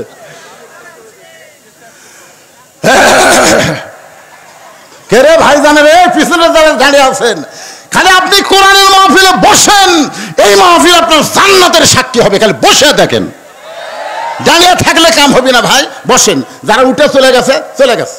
সিটা পাতান বেশিক্ষণ রাখা যায় না, বাতাস দিলে আর উড়ে যায়। জোরে কোন কথা ঠিক কিনা? আপনারা দানাদারি বান্ধ হয়ে বসেন তো। আমি যে আলোচনাটা করতেছি একটু মনোযোগ দিয়ে শোনেন। সাহাবী বলতেছে ইয়া রাসূলুল্লাহ, যতক্ষণ আমার ঈমান বলবে আল্লাহ আমাকে দিবে, আল্লাহ আমাকে দিবে, ইয়াকা নাবুদু ওয়া ইয়াকা নাস্তাইন, আমি গোলামি করি কার? তাহলে চাবো কার কাছে? যতক্ষণ আমার ঈমান বলবে আল্লাহ আমাকে দিবে, দরকার হলে না খাইয়া মরে যাব, কিন্তু আল্লাহ ছাড়া ওসমানের কাছে আমি যাব। যাবার কইছে কে? নবী। নবী যাবার কইছে কে? আর আল্লাহ কি কয়? ওমা মিন দাব্বাতিন ফিল আরদি ইল্লা আলাল্লাহি রিজকুহা। পৃথিবীতে এমন কোন বিচরণশীল প্রাণী নাই যার রিজিকের ব্যবস্থা আল্লাহ করেনি। আপনারা বলেন তো, 90% মুসলমানের দেশে আগডম বাগডম ঘোড়াডম সাথে ঢাক ঢোলক ঝাঁদর বাদে এই মিথ্যা শিক্ষা যারা দেয় তাদেরকে সরকার মাস গেলে আর জালিকাল কিতাবুল আলাইহি হুদাল মুত্তাকিন, এই মাদ্রাসায় যারা শিক্ষা দেয় এদেরকে সরকার 1 টাকাও দেয় না। আপনারা বলেন তো, যেই দাম বুঝলো, হাফেজে মাদ্রাসার দাম বুঝলো না, এই সরকার মরে গেলে কথা বলে কথা বলা লাগবে ভাই না? কি বুঝতেছেন?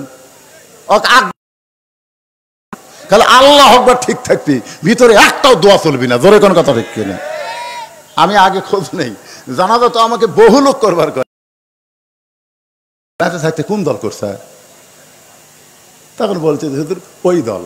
তখন আমি বুঝি তুই বাঁচা থেকে শয়তানের দল করছে, এক আল্লাহর দল।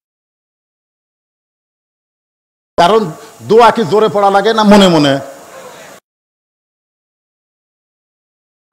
ওই খালি ব্যথা হলে ওই বললে দোয়া করতেছে, জোরে কোন কথা ঠিক কিনা? কি মনে করতেছেন 90% মুসলমানের দেশে প্রাইমারি সরকারি বেতন পায়, আর হাফেজ মাদ্রাসার জন্য চাঁদা তুলে চলান লাগে? আগামীতে আমরা কোরআনের বাংলাদেশ দেখব, সব প্রাইমারিকে একদম বাগদমকে কবর দিয়া জালিকাল কিতাবুল আরাইবা ফি হুদাল লিল মুত্তাকিন, কোরআনের শিক্ষা সর্বোত্তম দেওয়া হবে। জোরে কোন কথা ঠিক কিনা? আপনার ছোট বাচ্চাকে একদম বাগদম না দিয়া কোরআনে শিক্ষা দেন, দেখবেন ছেলের পরিবর্তন। ছেলে বাপক সালাম দিচ্ছে, আসসালামু আলাইকুম, ইয়াকফিরুল্লাহ আলাইকুম। বাপ কয় কে বাদান? হুজুর শিক্ষা দিচ্ছে, বাড়ির যে বাপক সালাম দিয়ে মুসাফা করবা। আর প্রাইমারিরা সালাম শিক্ষা দিচ্ছে, খারাপ হয় পেশাব করে, জিজ্ঞাসা হয় বসিস না কেন, তোর স্যার তোকে শিখাইনি কেমনি পেশাব করা লাগে? ও কে চাচা যে কি কন, প্রাইমারি পেশাবখানা যদি আমার স্যারই খাড়ায় পেশাব করে। আজকে সেই স্কুলের অবস্থা দেখেন, আর এই মাদ্রাসার খবর দেখেন। একটু মনোযোগ দিয়ে শুনবেন। সঙ্গে সঙ্গে নবী বললেন আজকে নামাজ দেরিতে হবে, আজকে নামাজ দেরিতে হবে। ওই দুর্বল সাহাবীর কথা শুনে নবী বললেন আকামত হয়ে গেছে, তারপরেও নামাজ দেরিতে হবে। এখান থেকে বোঝা গেল ইমাম ইচ্ছা করলে নামাজ কোনোদিন আগেও পড়াবার পারবে, আবার কোনোদিন দেরিও করতে পারবে। জোরে কোন ঠিক করে? দেখবেন শেষে মুসল্লি আইছে, ইমাম সাহেব জুমার দিন একটু ওয়াজ, একটা পয়েন্টের উপর আরে 1 মিনিট লাগবে। কয় মিনিট? ওই ঢুকাই, হুজুর কি আপনার কি সময় জ্ঞান নেই?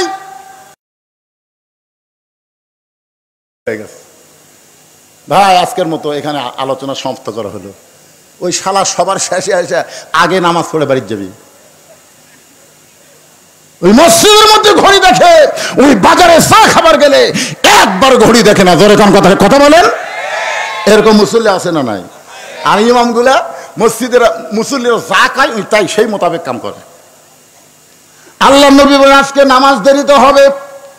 এই বলে নবী মেহরাব থেকে ওই দুর্বল সাহাবীর দিকে যখন পা বাড়াইছে, মেহরাব থেকে নবী ওই দুর্বল সাহাব, মসজিদ নবী মানে বিশাল মসজিদ, ওই মেহরাব থেকে দুর্বল সাহাবীর দিকে নবী যখন যাবার চায়, এমন সময় আইন মন্ত্রী ওমর আল্লাহ নবীর সামনে দাঁড়ায় বলতেছে ইয়া রাসূলুল্লাহ, হুজুর আপনার জুতার পরশে আল্লাহর আরশ ধন্য হয়ে গেছে, সেই নবী দুর্বলের কাছে কেন যাচ্ছেন? বরং আপনি হুকুম করেন অক্সিয়াং দোলা করে ধরে এনে আপনার সামনে হাজির করতেছি। আপনার কি বুঝতে পারছেন আমি কি কইলাম? যে হুজুর আপনার জুতার পরশে আল্লাহর আরশ ধন্য হয়ে গেছে, আপনি কেন যাবেন? আপনি কেন হুকুম দেন ওকে এরকম শান করে নিয়ে এসে আপনার সামনে বসাচ্ছি? আল্লাহ রাসূল বললেন ওমর মুখ সামলে কথা বলো, মুখ সামলে কথা বলো। আমি নেতা যা করব সেটাই তোমাকে মানা লাগবে। আল্লাহ কোরআনে বলেছেন আমার নবী যেটা করবে, মা আতাকুমুর রাসূলু ফাখুযুহু ওয়া মা নাহাকুম আনহু ফানতাহু।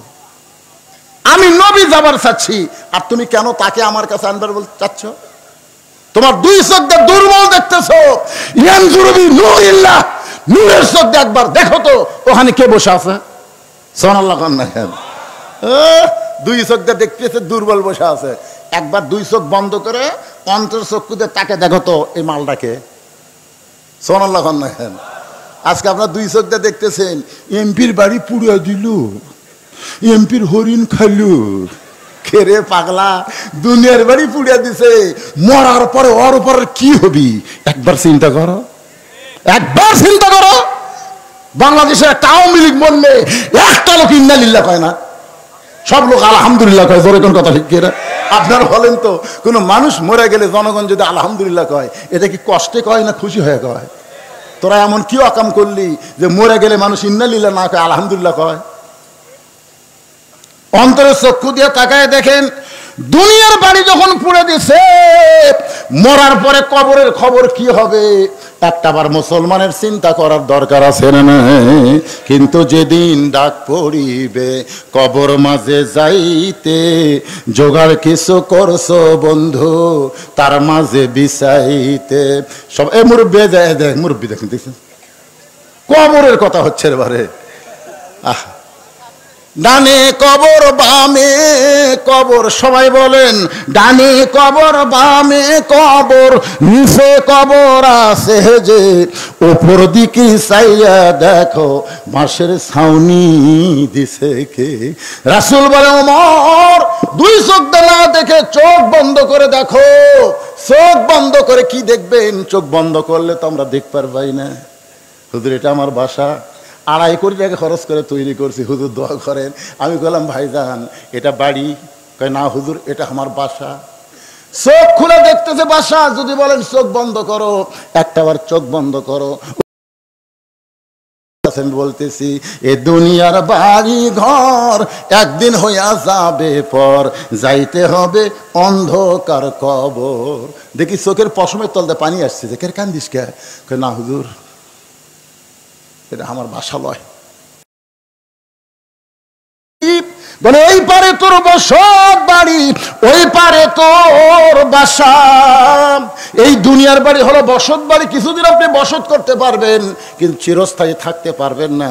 মুসলমানের আসল বাড়ি হলো জান্নাত। জোরে কোন কথা ঠিক কি না? আল্লাহর বান্দারা, আমাদের আসল বাড়ি জান্নাতে যদি আমরা যাবার চাই, একটু মনোযোগ দিয়ে শোনেন। সঙ্গে সঙ্গে হযরত ওমর চোখ বন্ধ করে ওই দুর্বল সাহাবীর দিকে তাকাইছে, চোখ বন্ধ করে। অন্তর চক্ষু দিয়ে যখন তাকায়, ওমর ফারুক কাঁপতে কাঁপতে কাঁপতে কাঁপতে ঠাস করে পড়ে যায়। ওমর ফারুক আর দাঁড়িয়ে থাকতে পারে না। ওমর ফারুক যখন পড়ে গেছে, সাহাবীরা বলতেছে ইয়া রাসূলুল্লাহ, হযরত ওমর কি দেখে কেমন করে পড়ে গেল? রাসূল বলতেছেন কি দেই কেমন ভাবে পড়ে গেল আমি বলবো না, কিন্তু তখন পরে ওমরের হুঁশ হলে ওমরের মুখ থেকে তোমরা শুনে নিও। ধরে কোন সুবহানাল্লাহ।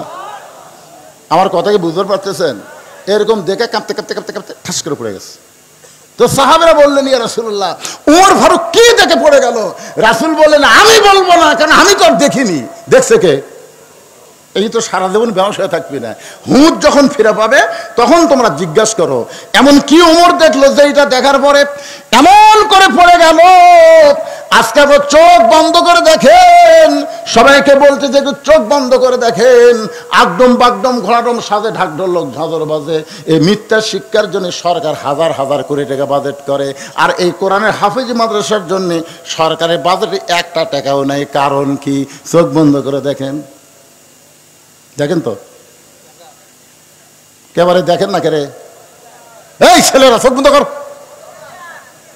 দেখা যায় না? আপনি মনে হয় পড়েননি, ওই ভাই পড়ছে। আমরা ছোটবেলা পড়ছি 1 চন্দ্র, 2 পক্ষ, 3 মিত্র। 1 কি? চন্দ্র। পক্ষ কয়টা? আলো পক্ষ, অন্ধকার পক্ষ। আর 3 হলো নিত্র। নিত্র মানে চোখ। তাহলে আপনার 2 চোখ বন্ধ করে দিলি দেখতে পাচ্ছেন না, তার মানে কি? হাইরে কপাল মন্দ চোখ থাকিতে অন্ধ। গান শোনেন আপনারা? হাইরে কপাল মন্দ চোখ থাকিতে অন্ধ। আমি একটা গান গাবো, কি মন খারাপ করতেছেন? ওটা বসা না করে একটু মনোযোগ দিয়ে শোনেন। কানার ভাগ্যে ধন মিলে না, কানার ভাগ্যে ধন মিলে না, সামনে পড়ে আছে সোনা, সামনে পড়ে আছে সোনা, কানা দেখতে পায় না, মাটি মনে করে ফাইলা দেয়, হাতে তুলে নেয় না, কানার ভাগ্যে ধন মিলে না। সামনে পড়ে আছে কি? সোনা। সামনে পড়ে কি? এই যে দুবলাগাড়ি হাফেজি মাদ্রাসা, এটা কি? আরো জোরে বলে এটা কি? আর প্রাইমারি কি? মাটি রে মাটি। সামনে পড়ে আছে সোনা, কানা হাতে তুলে নেয় না, মাটি মনে করে ফাইলা দেয় কানার ভাগ্যে। তা আপনারা আজকে এখানকার আপনাদের ছেলেগুলোকে সব প্রাইমারি দিলেন, এ হাফিজে মাদ্রাসা দিলেন না। আপনারা কি চোখ আছে না কানা? এই মাদ্রাসা কিয়ামত পর্যন্ত যদি আপনারা চালু রাখতে চান, সরকারি কোনো অনুদান, কোনো চাকরির বেতন দিবে না, আপনাদেরকে দান করে এই মাদ্রাসা চালান লাগবে। আমি শুধু তাদের কাছে বলবো যাদের বাপ মা কবরে গেছে। এখানে বাপ মা মারা গেছে এমন কয়জন আল্লাহর বান্দা আছে? একটু হাত তোলেন। যারকে বাপ মা মারা গেছে তারা হাত তুলবেন। হাত নামান তো। যারকে বাপ মা মরেনি তারা হাত তোলেন তো। তো বোঝা যাচ্ছে সমান সমান বারে। আচ্ছা, হাত নামান। এরকে বাপ মা মরেনি। আপনারা যাদের বাপ মা মারা গেছে, শোনেন, বাপ মার কবরকে জান্নাত বানানোর জন্য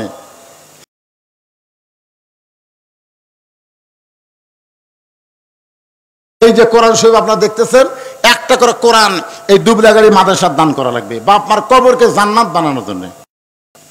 যার পকেটে টাকা আছে আমি তার কাছে দাবি করতেছি, বাজারে যায় কোনো কোরআন শরীফ আনে এখানে দেওয়ার দরকার নাই।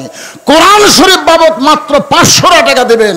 আপনি একটা কোরআন শরীফ বাবদ 500 টাকা দান করবেন, আল্লাহ আপনার বাপ মার কবরকে জান্নাত বানিয়ে দিবে।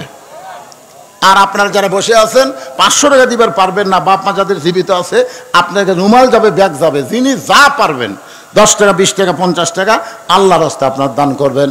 অন্যদিকে সাইড নামাইরা বাপ মার কথা মনে করেন, অন্তরের চক্ষু দিয়ে একবার তাকায় দেখেন, বাবা কান্দে, মা কান্দে, কবরতে শুয়া দেখলি না রে দরদের বেটা একবারও আসিয়া।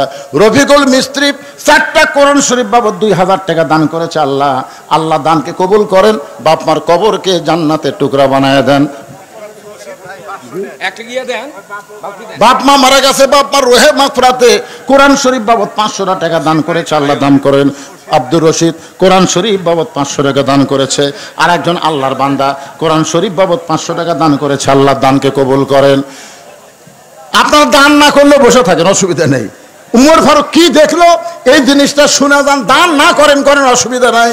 কিন্তু এত রাত পর্যন্ত যখন কষ্ট করে বসে আছেন ভাই, উমর ফারুক কাঁপতে কাঁপতে কেন পড়ে গেল আমাদেরকে জানার একটু ইচ্ছা হয় না। এজন্য বসেন। মাদ্রাসা আপনি দান না করলেও চলবে, আপনার মতন কপাল পোড়ার দান না করলেও মাদ্রাসা চলবে। যাদের বাপ মা কবরে গেছে, বাপ মার জান্নাত বানানোর জন্য 500 টাকা দাবি করছে। সবচাইতে শ্রেষ্ঠ দান নবীর ইতিম মাদ্রাসায় একটা কোরআন। দুনিয়ারই সম্পদ দুনিয়াতে রবে, ফকির হয়ে মানুষ কবরেতে যাবে। আমার মা বোনেরা, আজকে ফাতেমা আওয়াজ করতে পারি নাই। প্রথমেই শুরু করেছিলাম, আমার নানা শুধু বিশ্ব নবী নয়, আমার নানা হলো বিশ্ব নেতা। আমার বাবা শুধু বিশ্ব আলেম না, আমার বাবা হলো বিশ্ব বীর। মনে আছে না? ভুলে গেছেন? আমার মা শুধু খাতুনে জান্নাত না, আমার মা হলো জোহরা। বাজান 10টার দিকে তুলে দিলে সব আওয়াজ আমি আপনাদের শোনাবার পারতাম, কিন্তু উঠতে হয়েছে 11টা। এখন কি করবেন? ঘড়ির দিকে তাকায় দেখে 12:30 বেজে গেছে। মানে ওয়াজ না করতে করতে রাত অনেক হয়ে গেল ভাইজান। এই জন্য আল্লাহর রাস্তায় আসেন। দুনিয়ার সম্পদ দুনিয়াতে পড়ে রবে, ফকির হয়ে মানুষ কবরে চলে যাবে। একটা করে কোরআন শরীফ দান করবেন, আল্লাহ বাপমার কবরকে জান্নাতের টুকরা। দেখেন আপনারা বালতির দিকে তাকায় দেখেন, বালতি ভরে যাচ্ছে। আপনার মনে করতেছেন আসতেছে না দান। যার বাপমার প্রতি একটু দয়া আছে সে টাকা ফেরত নেওয়া যাবে না। ও যখন মরে যাবে আপনার ছেলেরাও আপনার জন্য দান করবে। বাপমার জন্য যদি আপনার মন না কান্দে, আপনি মরে যাওয়ার পরে আপনার ছেলের মন আপনার জন্য কাঁদবে না। বাজান এই জন্য আসেন, 500 টাকা আল্লাহর এক বান্দা কোরআন শরীফ বাবদ দান করেছে, আল্লাহ কবুল করেন। আরেকজন কিছু দান করেছে, আল্লাহ আপনি কবুল করেন। আল্লাহ নেক নিয়ত নেক আশা পরাক, আল্লাহুম্মা আমিন। মায়েদের জন্য 1 নম্বর নেক আমল হলো, 1 নম্বর আমল হলো পর্দা, 2 নম্বর আমল হলো স্বামীর কথা মতো চলা, 3 নম্বর হলো নামাজ, 4 নম্বর হলো রমজান মাসে রোজা। এই 4টি আমল যদি মেয়েরা করতে পারে, আল্লাহ খুশি হয়ে 8টা জান্নাতের দরজা তাদের জন্য খুলে দিবে। মেয়েদের 1 নম্বর আমল হলো পর্দা। ও মায়েরা, পর্দার মধ্যে থাকবেন। পর্দা হারা যদি ঘুরেন, একটা আমল আল্লাহ কবুল করবে না। আমার মায়েরা যারা বসে আছেন, ফাতেমার সঙ্গে যদি জান্নাতে যাওয়ার চান, তাহলে আপনাদেরকে পর্দা নিশে হওয়া লাগবে। মা 2টা, এখানে টাকা দাও, 2টা কোরআন শরীফ বাবদ 1000 টাকা দান করেছে, আল্লাহ দানকে কবুল করেন। হ্যাঁ, আফরোজা আমার মা 100 টাকা দান কোরআনের জন্য, 500 টাকা, তোমার 600 টাকা দান করেছে। মা আফরোজার দানকে আল্লাহ আপনি কবুল করেন, আল্লাহুম্মা আমিন। এই পিছনে যারা বসে আছেন আপনারা সামনে আসেন, তো টাকা দেওয়া লাগবে না, আসেন সামনে আসেন। আজকে এই মাহফিল শুধু ওয়াজের মাহফিল না, দোয়ারও মাহফিল। এই দোয়ার দরকার আছে না নাই? জোরে কেন? তোমরা দাঁড়া লাগেন, বসো বসো, এখনই দোয়া হবে, সবাই বসো। যারা পিছনে আছেন সবাই সামনে আসেন, তো আসেন। আপনি খালি উঠে সামনে আসবেন, আসবেন আর বসবেন।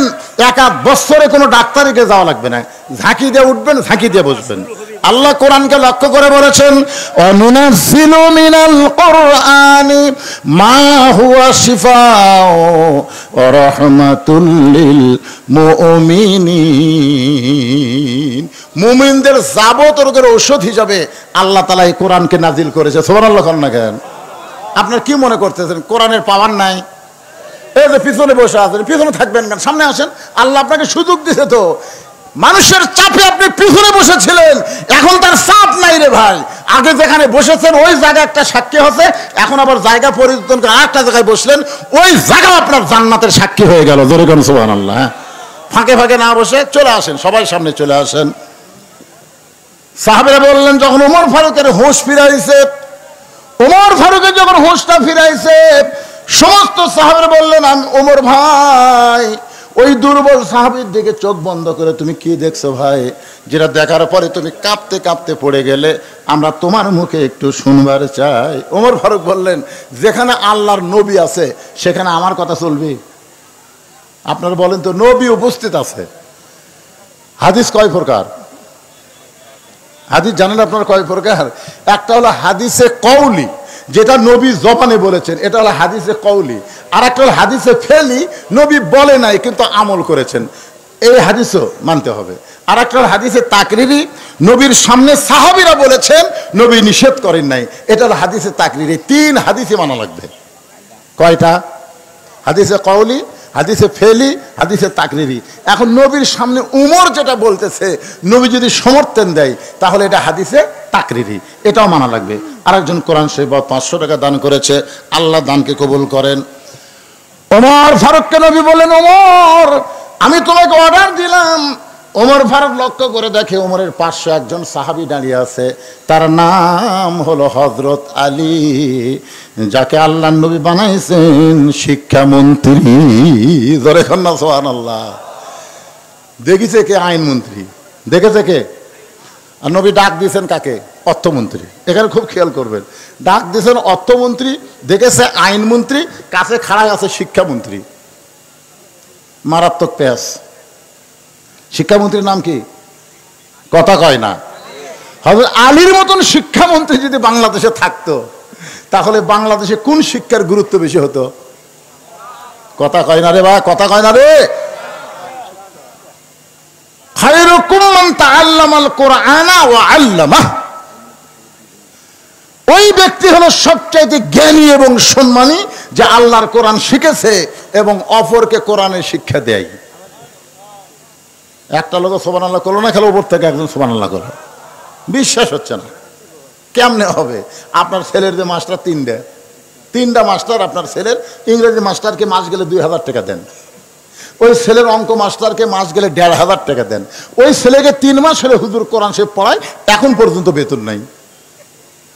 একই ছেলের কয় মাস্টার? তাহলে 3 মাস্টারকে আপনি কয় চোখে দেখলেন? ইংরেজি মাস্টারকে 2000, ইংরেজি অঙ্ক মাস্টারকে 1500 মাস গেলি, আর 3 মাস হলে হুজুর কোরআন শরীফ পড়াচ্ছে, এখন পর্যন্ত। ছেলে যখন বাপকে এসে বলতেছে, আব্বা আমি নিজে নিজেই কোরআন পড়ার পারি আব্বা, তখন বাপ কয়, আমার হুজুরের কথা মনই নাই রে। মানে কোরআন যে শিক্ষা দেওয়া লাগবে, এটা অনেক বাপের মনই নাই। তো তুই যখন নিজে নিজে কোরআন পড়ার পারিস, মরে গেলে কোরআন পড়িস বা মরে গেলে কোরআন পড়িস, বেঁচে থাকতে লয় মরে গেলে। আপনার বলেন তো, কোরআন কি মরা মানুষের জন্যে না জেতা মানুষের জন্যে? সবাই বলা লাগবে, এই কথাটা কত বড় গুরুত্বপূর্ণ। কোরআন কি মরা মানুষের জন্য না জেতা মানুষের জন্য? আজকে আমরাই কিন্তু হুজুর, কেউ মরলি যাই বলে আইরে, সেই দিকে যাই রে, বুঝা শোনা নাই রে। মরিছে, ওর বাড়ি যায় 1 খতম করার খালি ঝুঁকে ঝুঁকে ঝুঁকে ঝুঁকে পড়ে, ছাত্র নিয়ে পড়ে দোয়া করতেছে, আল্লাহ আমরা যে 1 খতম কোরআন পড়লাম, এর যা সওয়াব হলো যে মরিছে আর রুহে দিয়ে দাও আল্লাহ। তখন দুই কান্দে দুই ফেরেশতা বলতেছে, আল্লাহ এই হুজুর যে ছাত্র করে দোয়া করলো যে এক খতম কোরআন পড়া যা সওয়াব হলো ওই মরাক দিয়ে দাও, তো তুমি কি বলতেছে?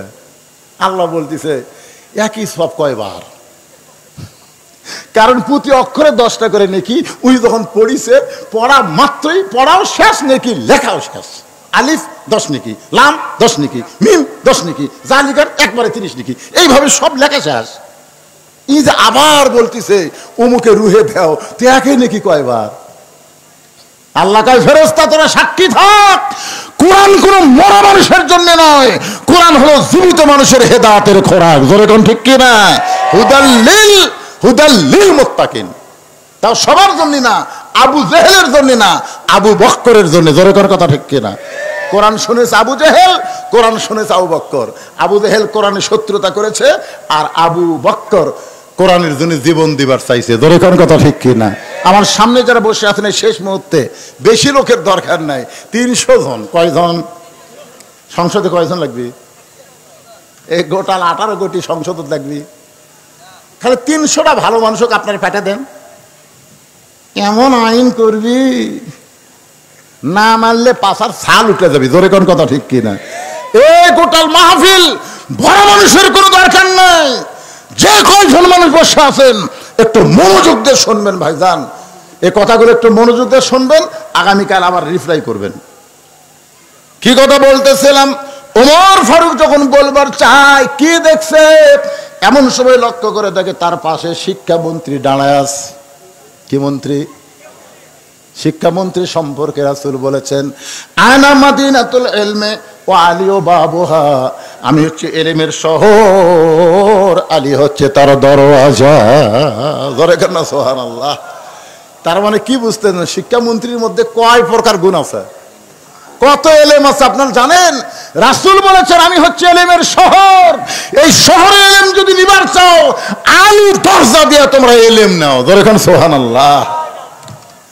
হযরত আস্তে করে বসে ওমর ফারুকের হাত ধরে বলতেছেন, ওমর ভাই আপনি চোখ বন্ধ করে কি দেখলেন? আমি আলীর জানা না। এখান থেকে বোঝা গেল কেউ গায়েব জানে না, একমাত্র জানি কে?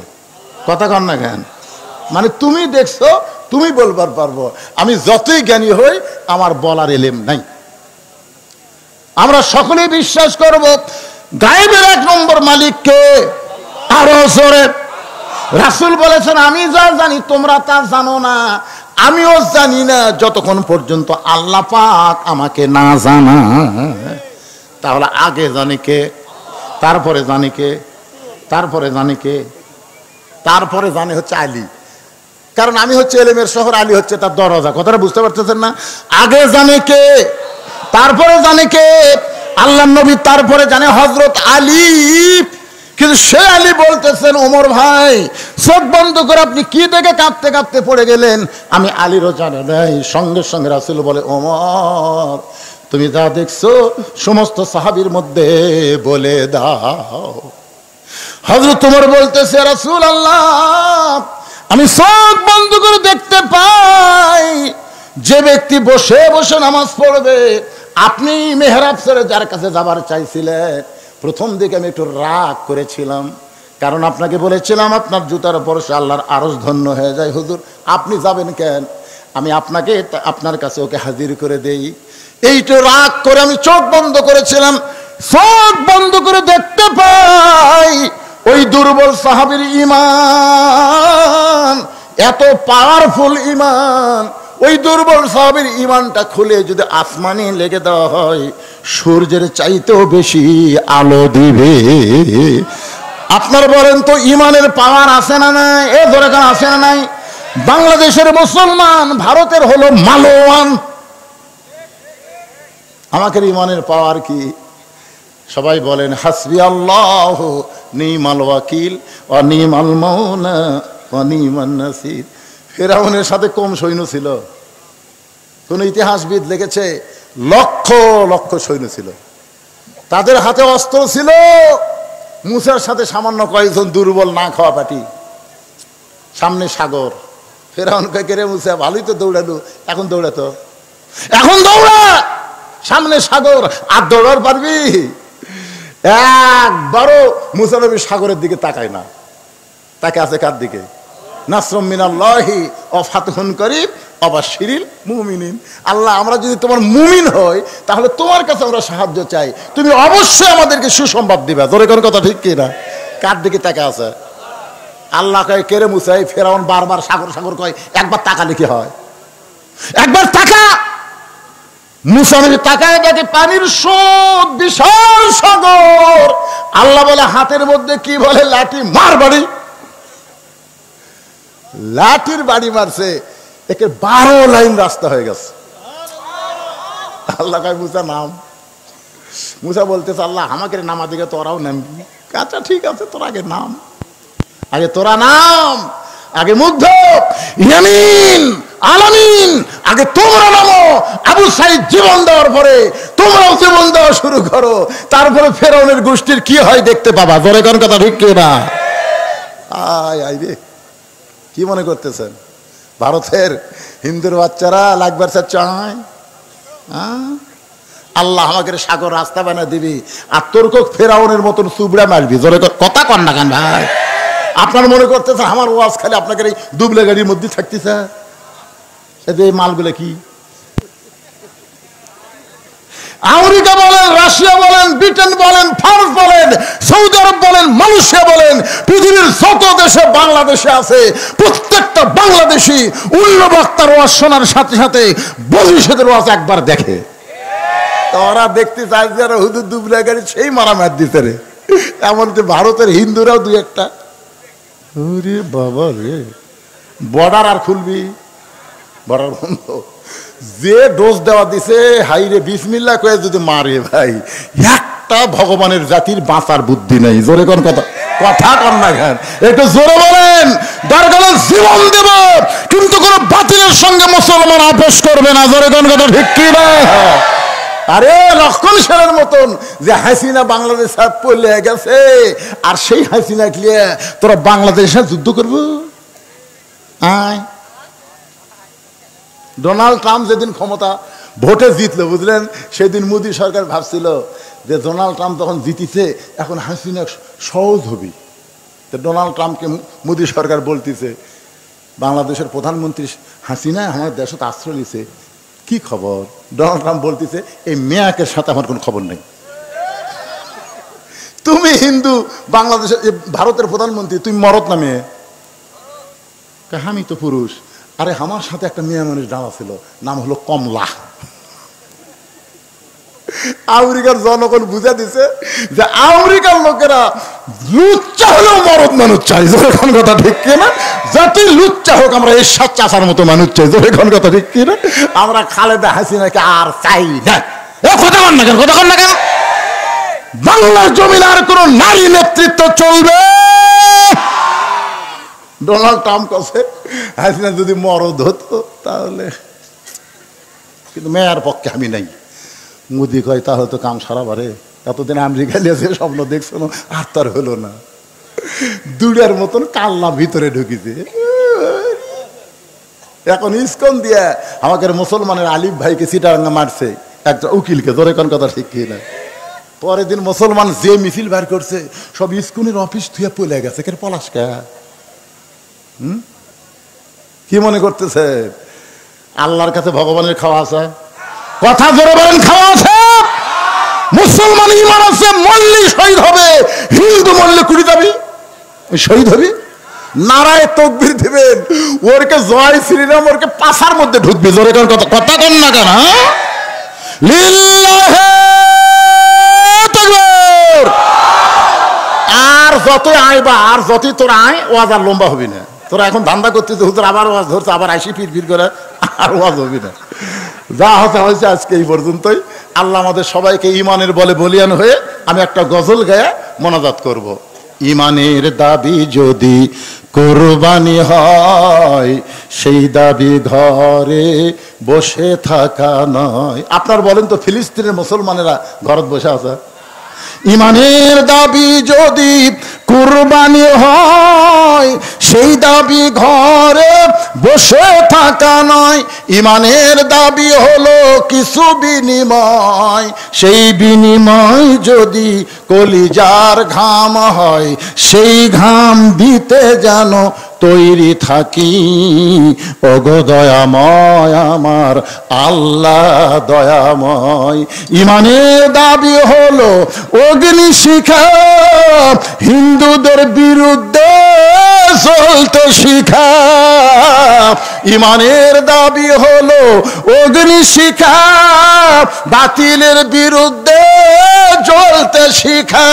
সে আগুনে জ্বলে জ্বলে, সে আগুনে জ্বলে জ্বলে দিব ইমানের পরিচয়। ইমানের দাবি ঘরে বসে থাকা নয়। আল্লাহ তাআলা আমাদের সকলকে ইমানের বলে বলিয়ান করুক। সকলে বলে আল্লাহুম্মা আমিন। এখান থেকে শিক্ষা, ইমান যদি বলবান করতে চান তাহলে ফজরের নামাজ জামাতে পড়া লাগবে বাজান। দুই একজন ঠিক ঠিক কয়, বাদ বাকি কথা কয় না। 5 ওয়াক্ত নামাজ আল্লাহ যেন আমাদের সবাইকে জামাতের সঙ্গে আদায় করার তৌফিক দেয়। জোরে কোন আমিন। আস্তাগফিরুল্লাহ, সকলে পড়েন আস্তাগফিরুল্লাহ আল্লাযী লা ইলাহা ইল্লা হুয়াল হাইয়ুল কাইয়্যুম ওয়া তুবু ইলাইহি। আল্লাহুম্মা সাল্লি আলা মুহাম্মাদ, আল্লাহুম্মা বারিক আলা মুহাম্মাদ, আল্লাহুম্মা আমিন। আল্লাহ, সেই মাগরিবের নামাজের পর থেকে রাত এখন 1:45 বাজে গেছে। এই দীর্ঘ সময় পর্যন্ত তোমার পাগল বান্দা বান্দিরা আরামের বাড়ি ঘুমকে বাদ দিয়া কোরআন হাদিসের মহব্বত কলিজার মধ্যে নিয়া এই জান্নাতের বাগানে বসে বসে আলোচনা শোনার শেষে আমি গুনাহগারের সঙ্গে রহমতের দরজায় ফকির হয়ে দোকানা হাত তুলেছি। মেহেরবানি করে আজকের মাহফিল আমাদের সকলের হেদায়েতের জন্য, নাজাতের জন্য, জান্নাতের জন্য কবুল করো। এই মাহফিলের শুরু থেকে শেষ পর্যন্ত যত আলোচনা হয়েছে আল্লাহ, এর মধ্যে যদি ত্রুটি হয়, ভুল হয়, মাফ করে দিও। এর যা হাদিয়া মঞ্জুর করো সোনার মদিনায় নবী পাকের রওজা মোবারকে আল্লাহ কবুল করে নাও। তামাম আম্বিয়াই কেরাম, আসহাবে কেরাম, তাবিনে কেরাম, তাবা তাবিনে কেরাম, আউলিয়াই কেরাম, পীর মাশায়েখ বুজুর্গানে কেরাম, তামাম পৃথিবীর মাটির নিচে যত মুমিন মুমিনা শুয়ে আছে আল্লাহ, সকলের আরওয়াহ পরে হাদিয়া কবুল করো। আমরা যারা হাত তুলেছি, আমাদের জনম দুঃখনী মা যাদের কবরে চলে গেছে আল্লাহ, গত বছর 1 ডিসেম্বর আমি যখন টাঙ্গাইল থেকে ওয়াজ করে রাস্তা নিয়েছিলাম, গভীর রাত্রে ভুঁয়াঘাতের পাশে আমি অ্যাক্সিডেন্ট করলাম। আমার অ্যাক্সিডেন্টের খবর আমার মার কাছে দিতে ভুল করেছে, বলেছে হুজুর অ্যাক্সিডেন্ট করেছে। একথা শোনা মাত্র আমার মা এমনভাবে স্ট্রোক করলো, 25 ডিসেম্বর আমার মা দুনিয়া থেকে বিদায় হয়ে গেছে। বহুদিন আমার বউকে বলেছিলাম ওয়াজ করে বাড়ি আসবো, তুমি চেতন থেকো, কিন্তু কোনোদিন দেখলাম না। আমার যাবার অপেক্ষায় আমার বউটা চেতন আছে। আমার মা যে ঘরে ঘুমাই ওই ঘরের জানলার পাশ দিয়ে যখন হেঁটে যায়, মামার